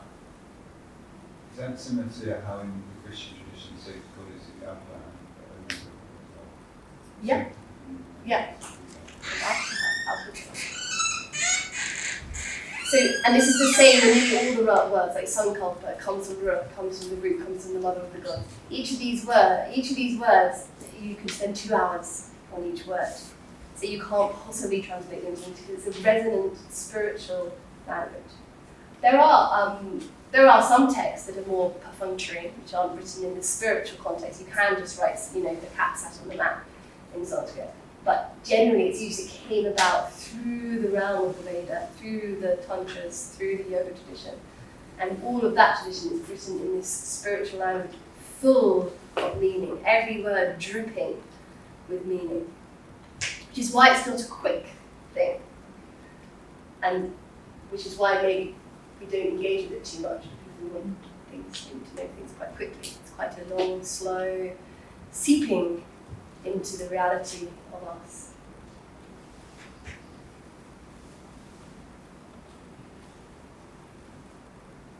So again, like the Bhagavad Gita, this isn't a story about once upon a time, a long time ago, there were some people in misery and they went to find Lord Shiva. Does Lord Shiva exist or not? Well, we have evidence that there was a cave with a picture of Lord Shiva. This is history world, you can go into that if you want. But if we look at the metaphor within it, it's the same with fairy tales. All fairy stories are spiritual tales. The mother dies and you're brought up by a wicked stepmother.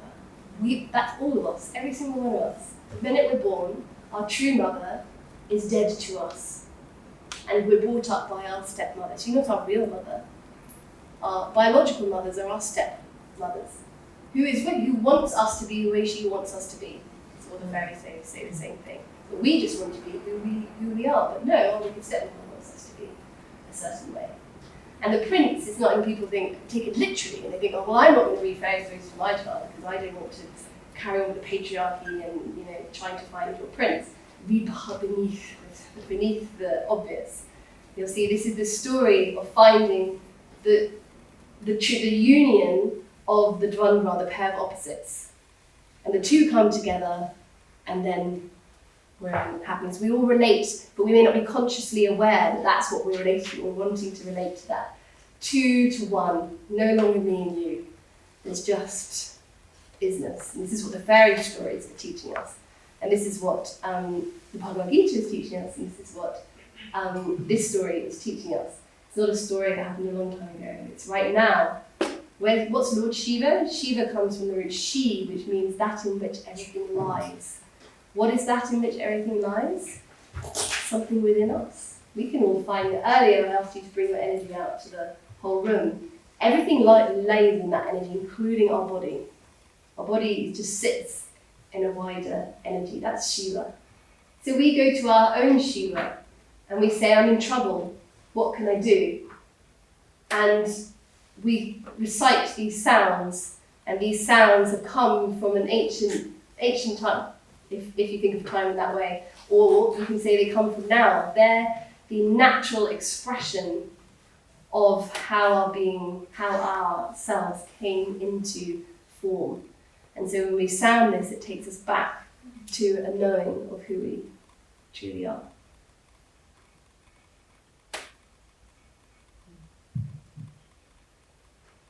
Any questions?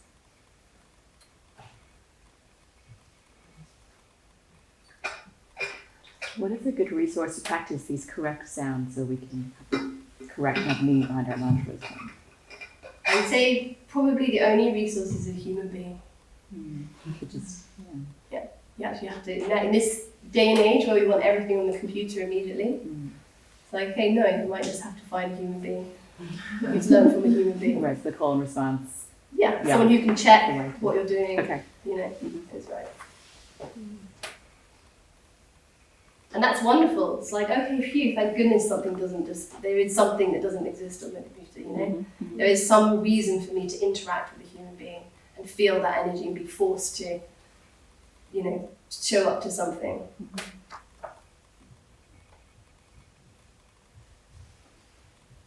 Can you go a little bit more into the proper pronunciation of Well, we'll see if we'll have time for that. Before that, I want to do something before that. We'll see if we get to that afterwards. You mentioned something about the 16 moon, the moon phases. Phase of the moon. Yeah, Relate to the 16 march car. E, E, A, I, O, A. Each one is a different phase of the moon. They're found in the petals of the Vishuddha chakra. Okay, cool. So the vowel sounds. Each vowel is corresponding to a different phase of the moon. They each measure out a different field of consciousness. So each phase of the moon affects us, brings a different field of consciousness out. Likewise, the vowels do similar thing.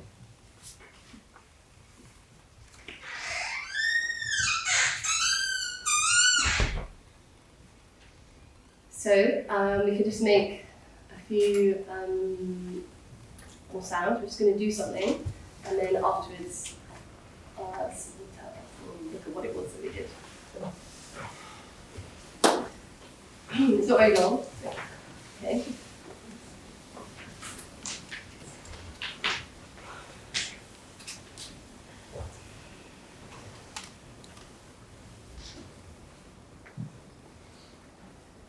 So listen and repeat. I'm going to go from the up to the oo.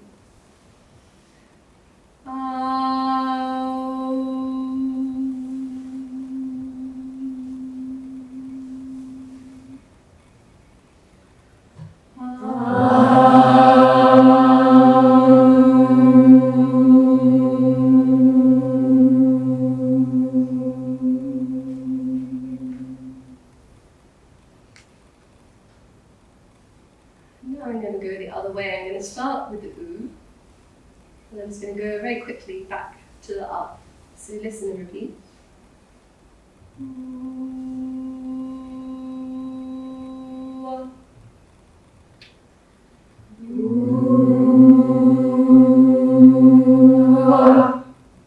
Keep listening and repeating. One.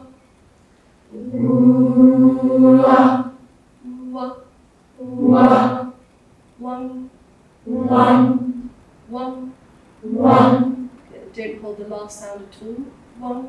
One. Good. Together, we'll keep repeating that sound. One. Don't hold the final sound at all. Someone's holding the final sound. Don't hold the final sound.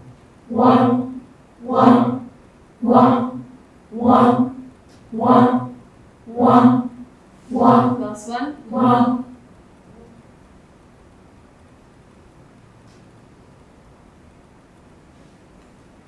Now I'm going to go from up to E. Listen and repeat.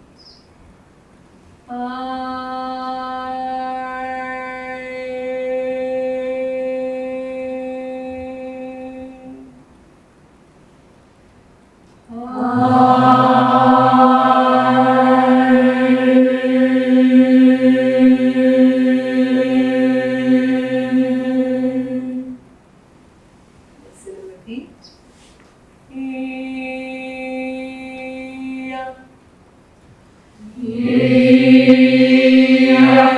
So going from the E back to the up. Together. Listen.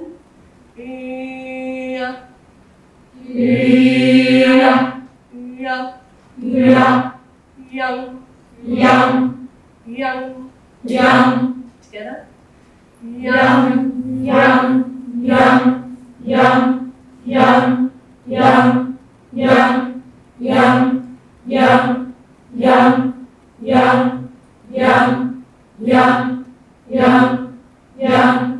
Last one.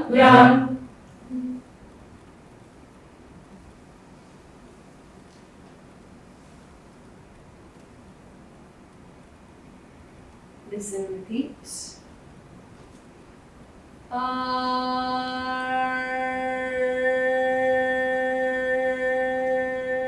Lifting the tongue up to the roof of the mouth. Together.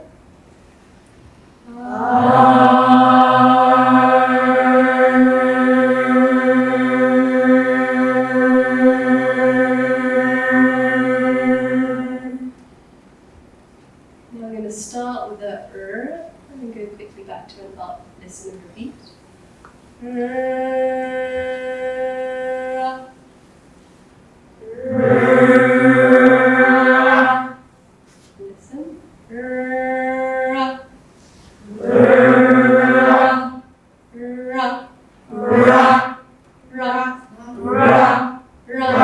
Listen first. Rung.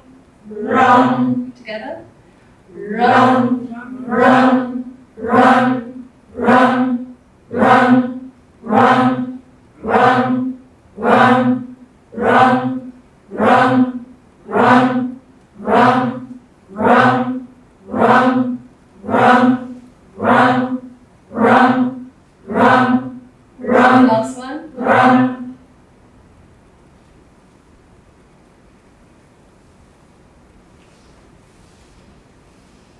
We're going to go from up to the l sound. Listen and repeat.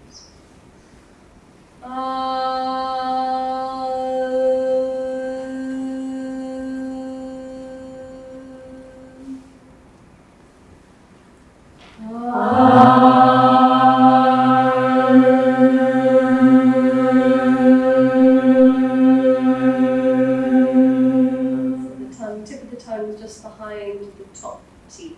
I'm now going to start in that position and then go back to an up. Listen and repeat.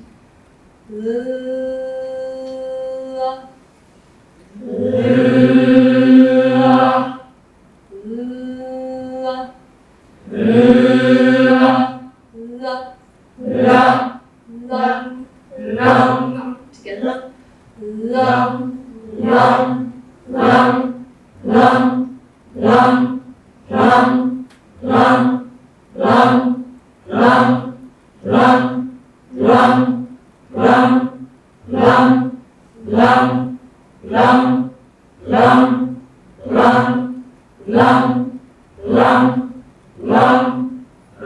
Last one.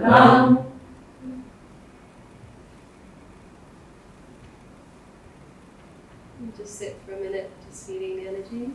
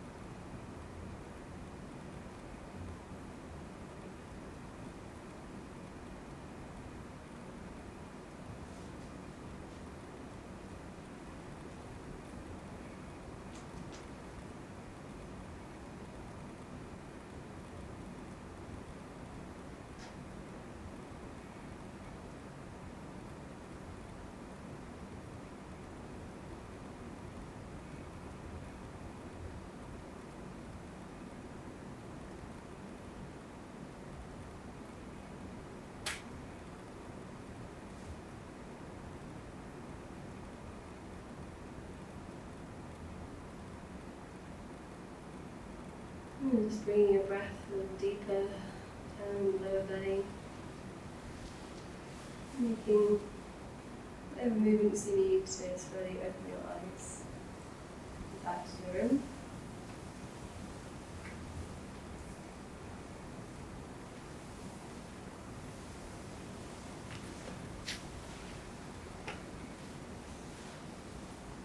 Does anyone know what we just did?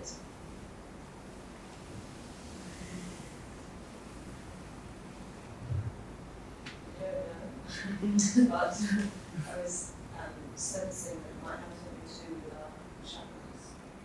Yeah, maybe. And I was seeing different colours in my eyes. Heat.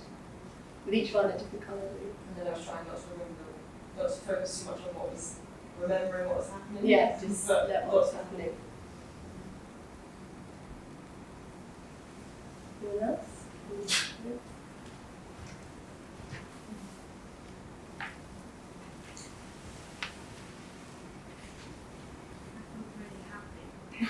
That's good. That's good. You look very happy. Glow to your face. Were they nice sounds to make? Were they interesting sounds to make?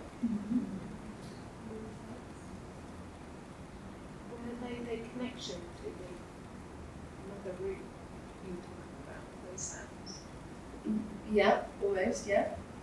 Thanks. Has anyone ever made the sounds lam, vam, ram, ham? That's what we just did. That's how you actually pronounce the Bija mantra.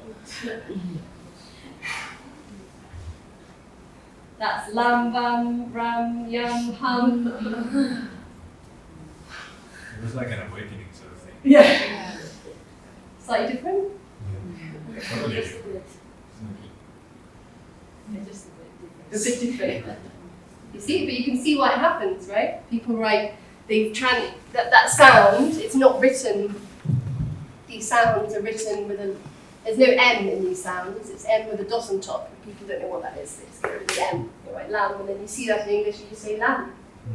If you haven't got a person in front of you, then how would you know? We rely on the written, they say in the Sanskrit tradition, as soon as it got written down, the tradition started altering, because people stopped relying on people and the oral tradition. And that is where the tradition is, in the oral world.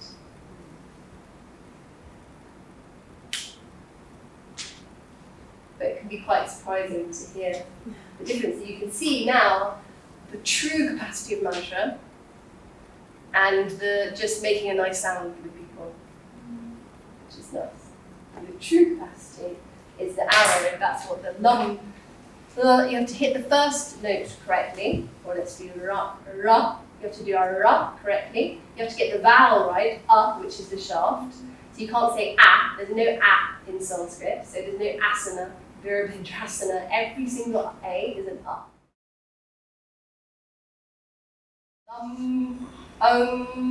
It just finishes with tiny, it's half a matra. Then the energy goes down a column in a column flight, down a spine in a column flight. Otherwise, you just collapse on the floor. So all three elements. You need the first one in order to pierce with the arrow, which you felt you've got the right articulation of la, wa, ra. And these sounds are in Sanskrit called antastha. This is the Sanskrit word for the English word semi-vowel. So in English you have this word semi-vowel, yara, la, wa, ha. In Sanskrit they're called the antastha. Sta is where we get the English word stationary, stand, stable from. Sta, the ones that stand. Anta, between. Where do they stand between? They stand between the vowel position going back to an a. And then this wa automatically appears. You don't focus on the sound. You don't focus on making a ya, ra, la, or va. You focus on making a journey from A to B, and C just happens to pop up. Antastha, they stand between. And when that happens, it does something different to your brain. Because your brain, instead of focusing, I'm going to make the sound ram, you say, I'm going to go from to up, ra, ra, and you're focused on that, and then this other sound just comes. And it does something different to you when you're focusing in a different place. They stand between, antastha. What do they stand between? The dvandva, the pairs of opposites, the two. So if we chant the Bija mantra, they have the chance to bring up what's between me and you. But only if we chant it in that way.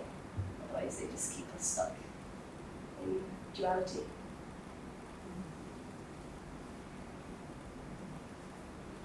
So every word gives an indication of what it means, the ones that stand between. I suppose the word semi-vowel, which gives us a slight indication. It's half a vowel. They're half a vowel because they make some contact in the mouth. They're halfway between a consonant and a vowel. So I use the word semi-vowel in English.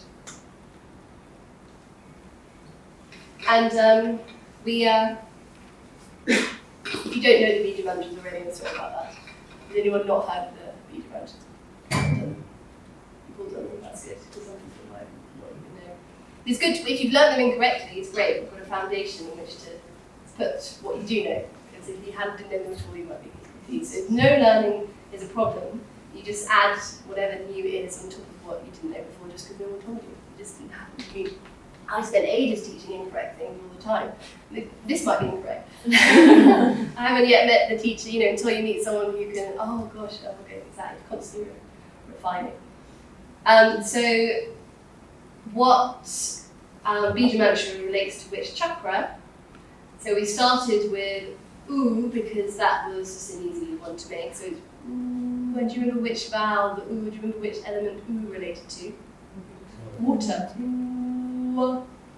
What's wa? We say va incorrectly. It's wa. One. What's the chakra one?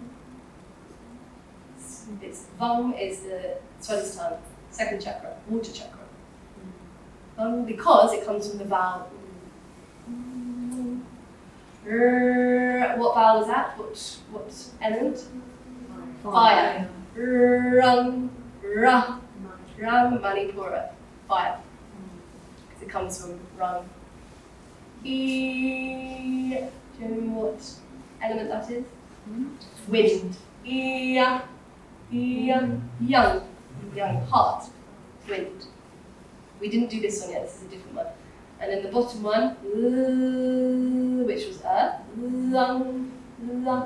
ends up producing this l sound, which is the sound of the base chakra, earth. So it makes even more sense now why each sound is the element that it is, because it comes from the vowel. Everything comes from the vowels in Sanskrit. The vowels are the foundation, they're the marchikar. And out of the vowels come the consonants and the unkastar, the ones that stand between. They've got a special status in Sanskrit. Obviously this one's different because the guttural vowel is R. You can't go from R to R. So the same thing, it doesn't apply. So in Sanskrit, ha is not an antastar. It's not the same, it's got a very, very special status, the ha. It's a unique letter which has its own category. And to make the throat chakra one, we say ah, and then we just inject an injection of air on top of the ah. So we go ah, ha, ah. So you can feel you're just saying an ah, and then this kind of whoosh of air comes through it. Try this again. Ah. And then we just go straight. Ha. And then hum. Don't hold the mic. Can you hear the difference when you hold it and when you don't? Just hold, go hum, holding it. And now don't hold it. Hum. Together, 1, 2, 3. Hum. Again, do it a few times.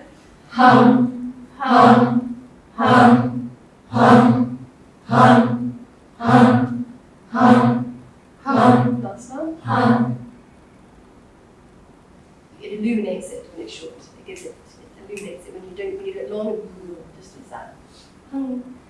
This is the throat chakra. Not too different to, hum, most people pronounce it with an M. Hum, but when you have that feeling of R to R with an injection of air, it just changes that point, refines it a little bit. Hum. Why is it Anuswara, which is this magical M with a dot on top. So Om is not O-M, it's O-M with a dot on top. And same with all the Bija mantras, Vam with a dot on top. It makes much more sense once you can actually read the Devanagari. You see those dots. This M goes up, that's a Va. You put a dot on top, Rung. This is a Ra, stick a dot on top, Rung.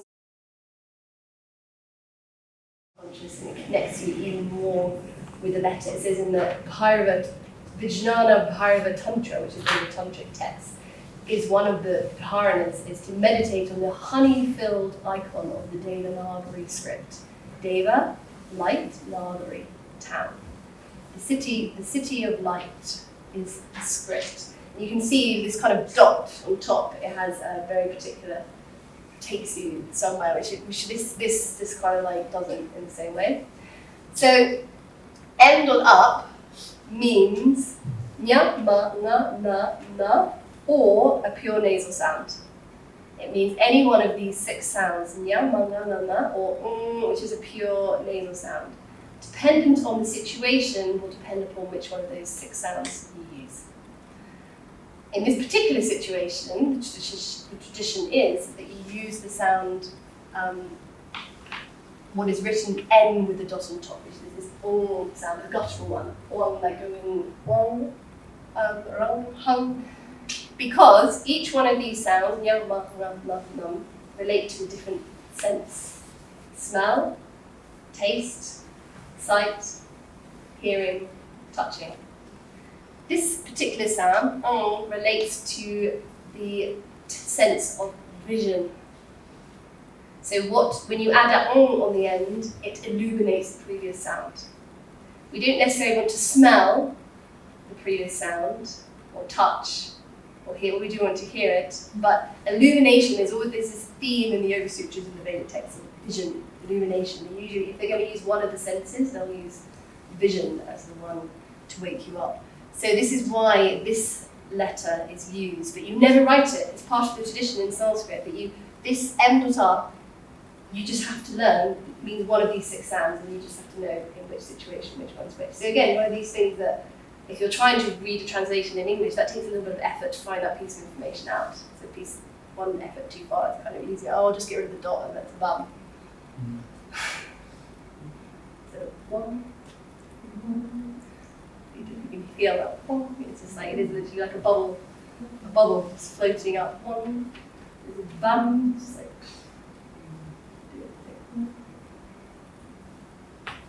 with speedy explanation of that. So there's a lot more time and detail going into, but it just gives you an idea for it.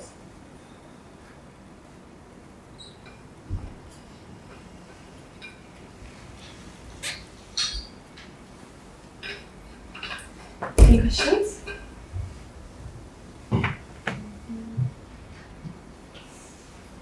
I missed it earlier, you were saying about exercise, different things of heat, but are there specific mantras that actually are way more beneficial for people that you just discover on the way? Who's you, like as a student or as a teacher? As a student. Well, depending who you go to speak about it. So you might just discover a way, or you could ask someone who knows and then they can help you. Because, it's simply like completely off topic, so I apologise, but you are doing mantra just inside your head, is that completely different? No, that's where it should ultimately go. So you do it externally, then quietly, and then you must go internally, and then the sound you hear internally will be far more extraordinary than you could ever make externally. So, when you go to some places and they give you a specific mantra that is meant specifically for you, is that nonsense then? No, depends who it is who gave it to you though. And you're not meant to tell anyone, or is that nonsense? No, that's true, don't tell anyone. Yeah. Just sure I haven't been handled. Yeah, if you try, there's a lot of nonsense out there, there's a lot of people saying that they can give you a personal mantra. Yeah. I think there's very few people who can actually do that, but I do know one person who can. Okay. So I've experienced it for true, my teacher does that, but there's not many people like that. Most people just completely making it up. So for us then, is it better to do trial and error? Just see, not error, but just testing out which... I think for like the one-seeded meditation mantra, you can only receive that from someone. Okay. But that doesn't mean to say you can't do mantra practice. You can do the Bija mantras, you can do any of the Vedic chants, Bhagavad Gita, the Yoga Sutras. These will all have wonderful effects on the system. There's also within this field, there's also a very specific field of, it's in the tradition of the Shankaracharya, Advaita Vedanta Shankaracharya lineage. They have a tradition of giving a personal mantra, which is, so that's another practice that can be added within this, but in a way, you can't, that just will appear at the right time. I waited about 9 years for someone to appear. That, and it can't really, magic does exist, and so you can't just choose whatever you want to make it happen. But you can go on the path and then wait for it to appear. It doesn't mean to say that you can still make massive progress, and enlightenment can happen at any moment. It's not a requirement to have a personal mantra, but that's just one thing that you can have within it.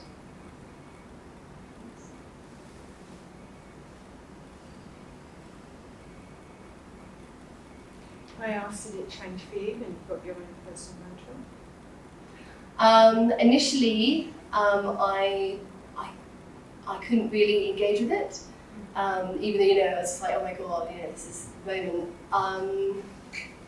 Even, I high ideas about myself, and I've done, so much meditation and passing courses, and I just, and I was struggling also. I've also done a lot of work with Adyashanti, who works a lot with just letting things be, and not in any way manipulating your experience. So I was like, this kind of teacher appeared, and then it was like, oh, but saying the mantra is kind of changing your experience rather than being your experience. So I wasn't fully sure. And I also, I'd had, I think it was around the same time, I think my youngest was 1, and then I've since had, they're now 5 and 2, so I was still in child experience. And it's taken me a long, and I kept going home retreats, and it's like, no, okay, yeah, this is something, and keep going back, it's not really sounding, because you have to let the mind follow the mantra. And I was just saying the mantra, and it wasn't taking life. It didn't come easily to me. I wasn't following it. It took a long time for me to allow it to lead and to sit in the resonance, years of me going back, well, it's not really doing anything, really rubbish, and here, keep going. And I'd say only after maybe 3 or 4 years of kind of just having it there and not really properly engaging with it, I fully got that. It's kind of taken its own form within me, and I can follow it. Yeah. A quick thing.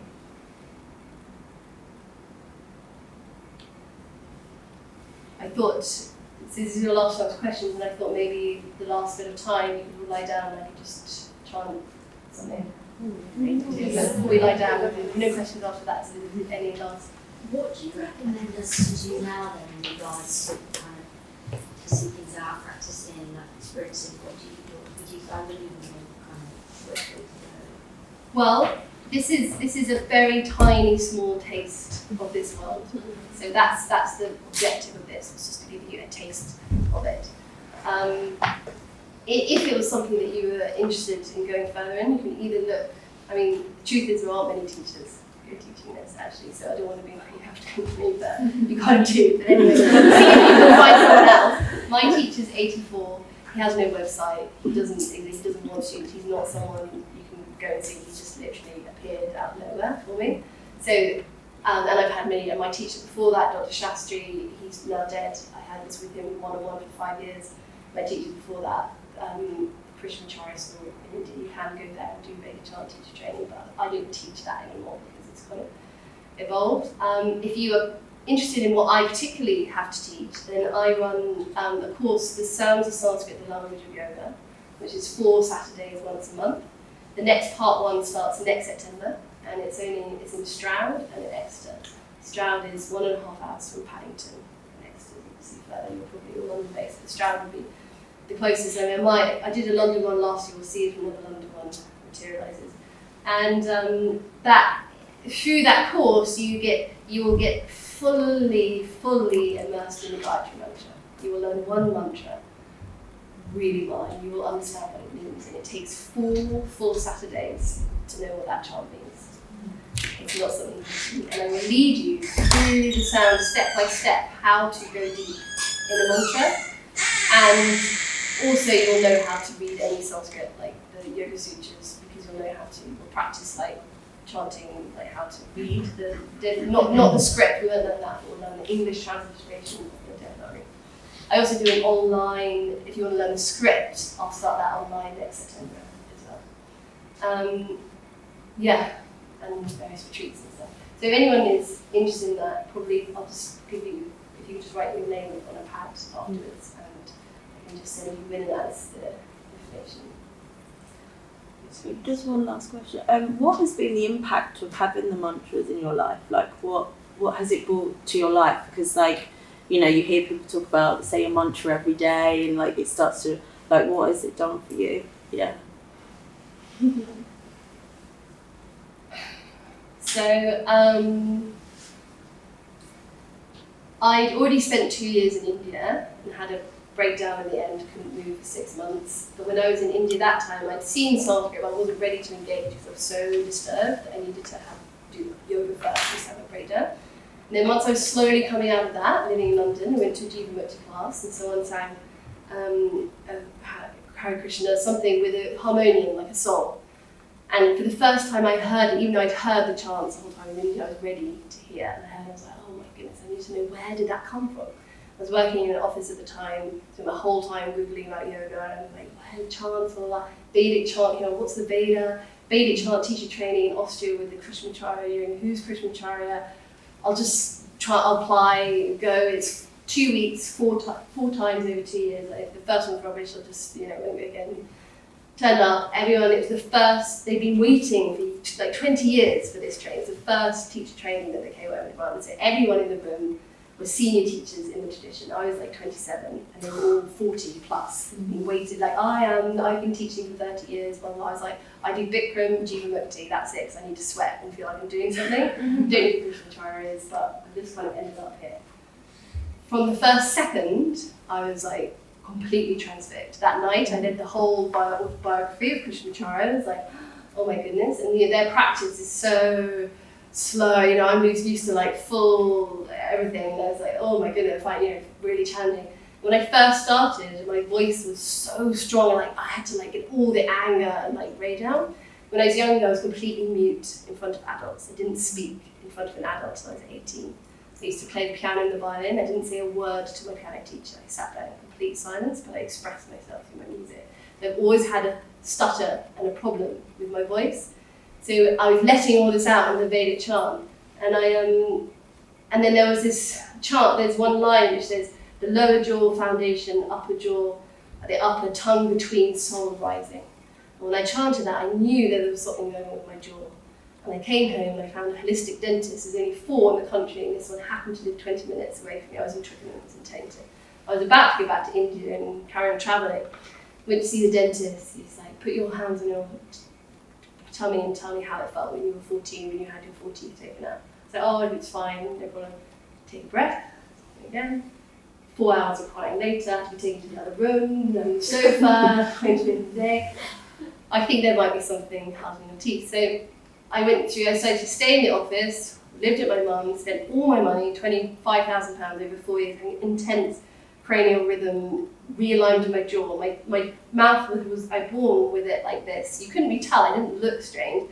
And then I had 4 teeth taken out, which just crushed it up even more. So my tongue literally didn't fit in my mouth. I'm kind of like more of this, like this. And so I went through this 4 or 5 year thing, which was a direct result of chanting the Veda. The whole time I was chanting the Veda. I didn't have a mantra yet, I was just chanting the Vedic chants and the Yoga Sutras, learned the whole Yoga Sutras by heart, learned the Vedic mantras. And it got taken, excruciating pain, continuous pain for about 4 years as I went through this process. Something in me told me how to do it. Came out of the process, 31, 32, and I can now walk into a room and turn a light switch on, which I couldn't do before. My energy was so through the roof. I was literally like a butter deranged crazy person. I was literally couldn't even turn light switches off. I couldn't focus enough to do that.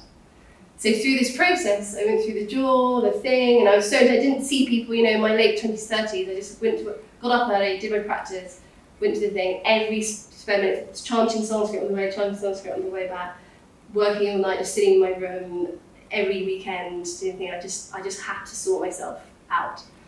And I came out 32 or so, and functioning, during this, I didn't really teach during that time, and then it just, it's carried on improving, really, since then, more and more able to function.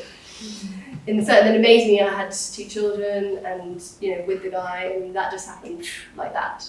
Met the guy, got pregnant, 2 babies, moved. It was quite chaotic. Neither of our practical lives were at all in order. So we had nothing. We lived I gave birth on a board, balanced, getting hot water from 3 doors down the road, with no heating, and then lived in that. So it's been chaotic, but I had my practice that managed to keep me going through it. We now have heating and a floor. two functioning children. And like for me, I'm just like, my God, I feel like I've been through a roller coaster for a long time, and it's really just stable out there. You know, it's like. Thank you. So that's just a quick summary, and it wasn't the plan. I'm writing a book. I'm 16,000 words into my book. In the first bit, you know, I never planned to be a Sanskrit journey. I hadn't even heard of Sanskrit until I was 27. You know, it's only been the last 12, 13 years that it's just completely. And I never planned to do yoga. I was into jogging. My friend took me to a Bikram class and high on cocaine and stuff like that. And I just knew I had to never not miss that Saturday class. Then I went 3 times a week, then 4. Then I was going every day. I was like, oh, we have to go to India. Went pages, stopped off in the Middle East, spent 4 months in the Middle East, and crying, and eventually got to India and breakdown. So it was like, I didn't say, oh, I'm going to be a Sanskrit teacher. I just had this call, and whenever I get close to it, something in me quickens, I get excited, and my whole body leans in. I'm like, what is that? And I want to know more. And I've just followed that passion. And then somehow that passion now I can share with other people.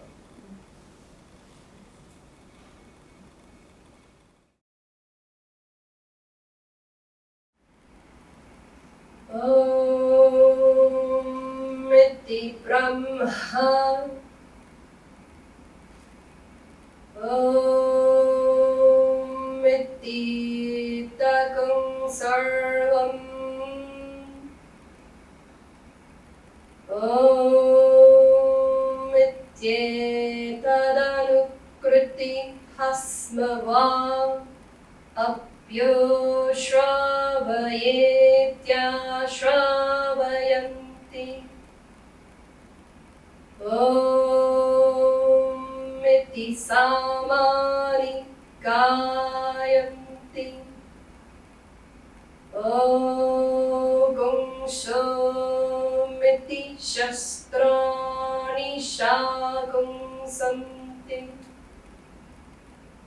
Om Ityadharya Pratikaram Pratikranati Om Iti Brahma Prasauti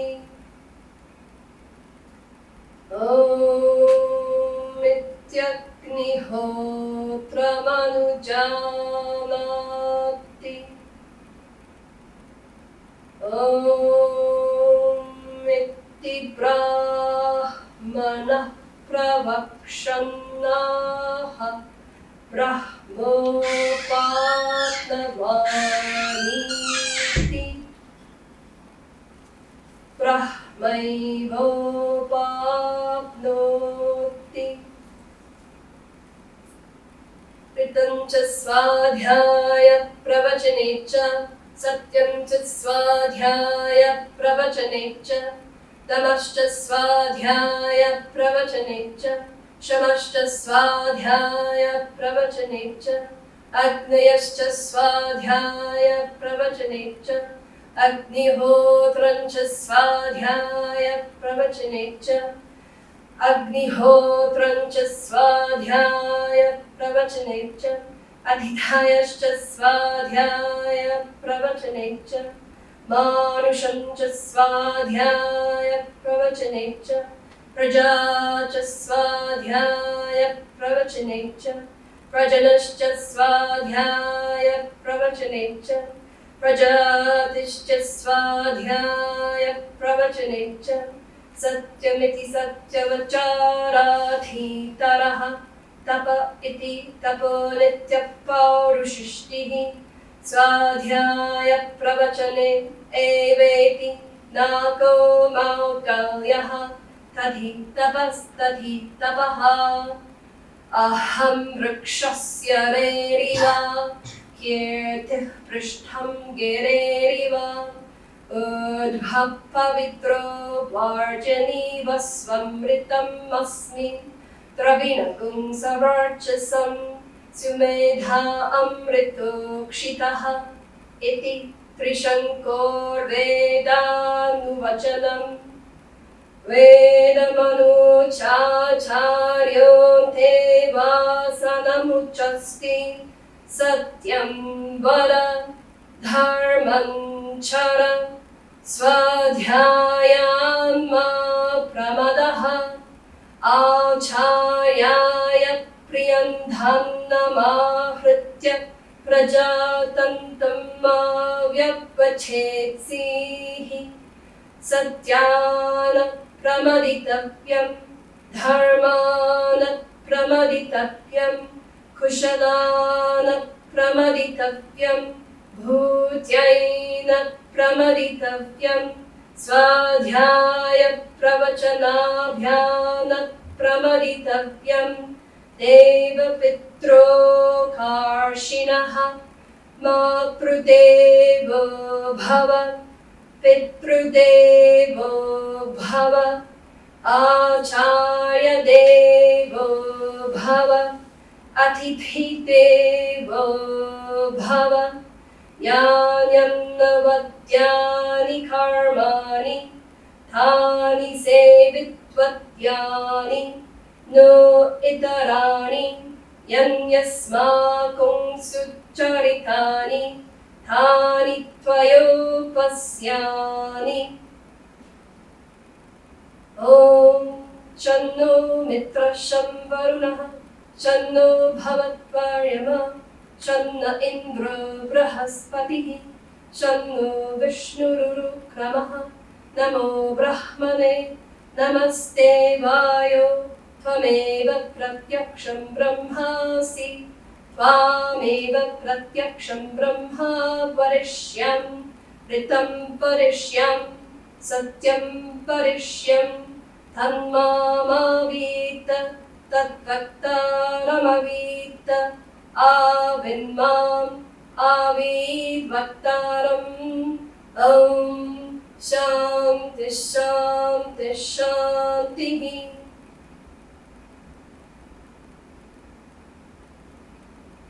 पृथिवी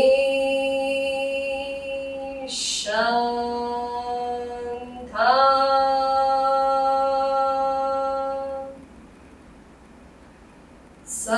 साग्निना शान्ता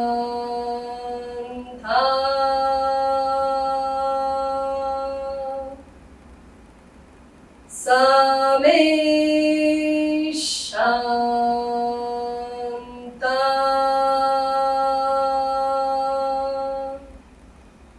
शुचगुं शामयतु द्यां शान्तं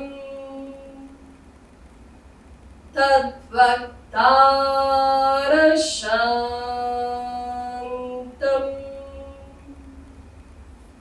तन्मे शान्तं शुचगुं शामयतु पृथिवी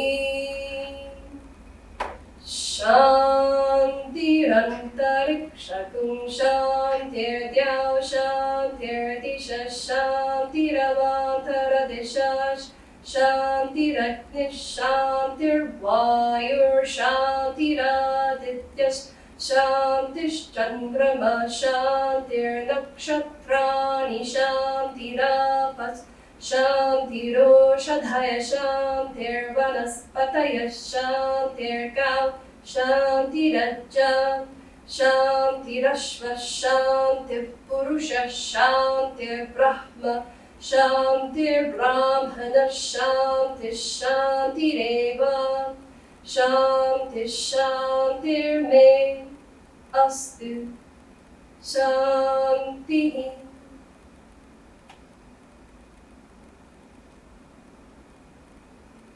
यदक्षरं फलप्रष्टं मात्राहीनं तु यद्भवेत् तत्सर्वं क्षम्यतां देव नारायण नमोऽस्तु ते श्रीमते नारायणाय नमो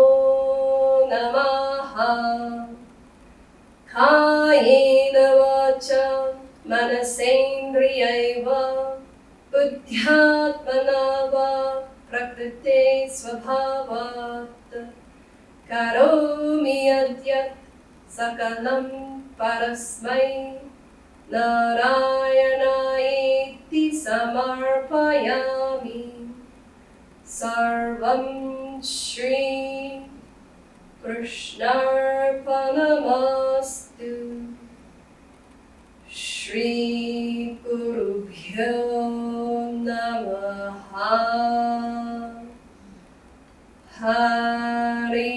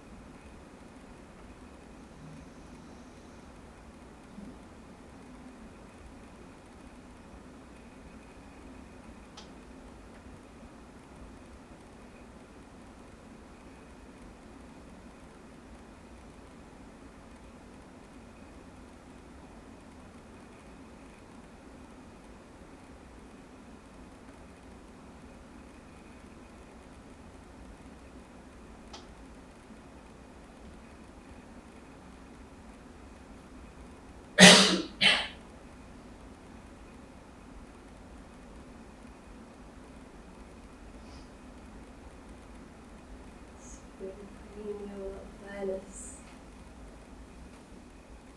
to your toes.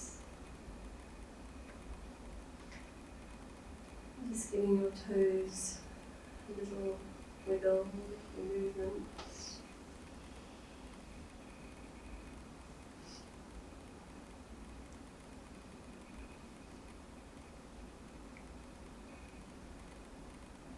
And bringing your fingertips to the lower belly, just noticing how this automatically brings the breath a little more focused in this area. Just doing a few deeper breaths.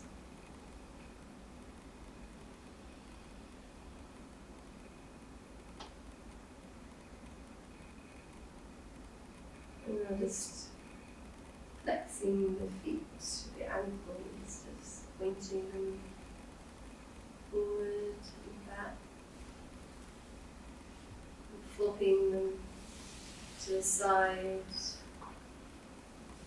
and flopping the toes back in towards each other.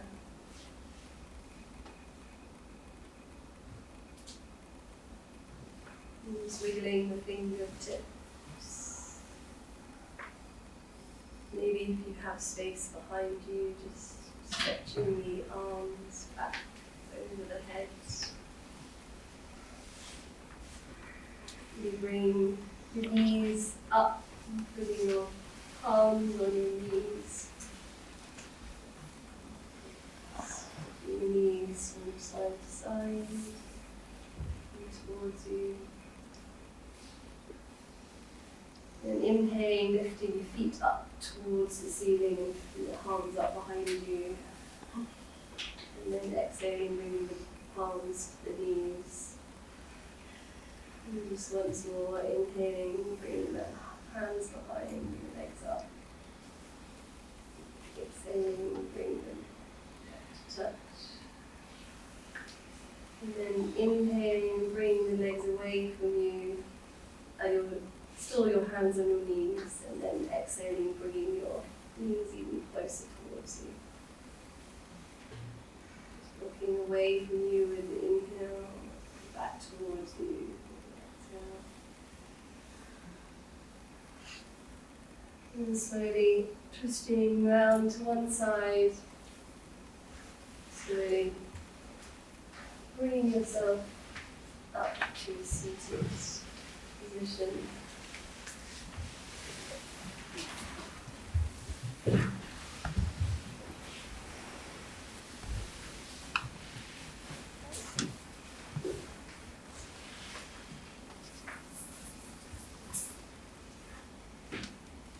So thank you everyone, and I hope you enjoyed your plunge into the world of Sanskrit, our mother language, or grandmother language.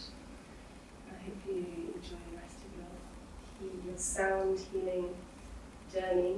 Sound like a wonderful journey you're on.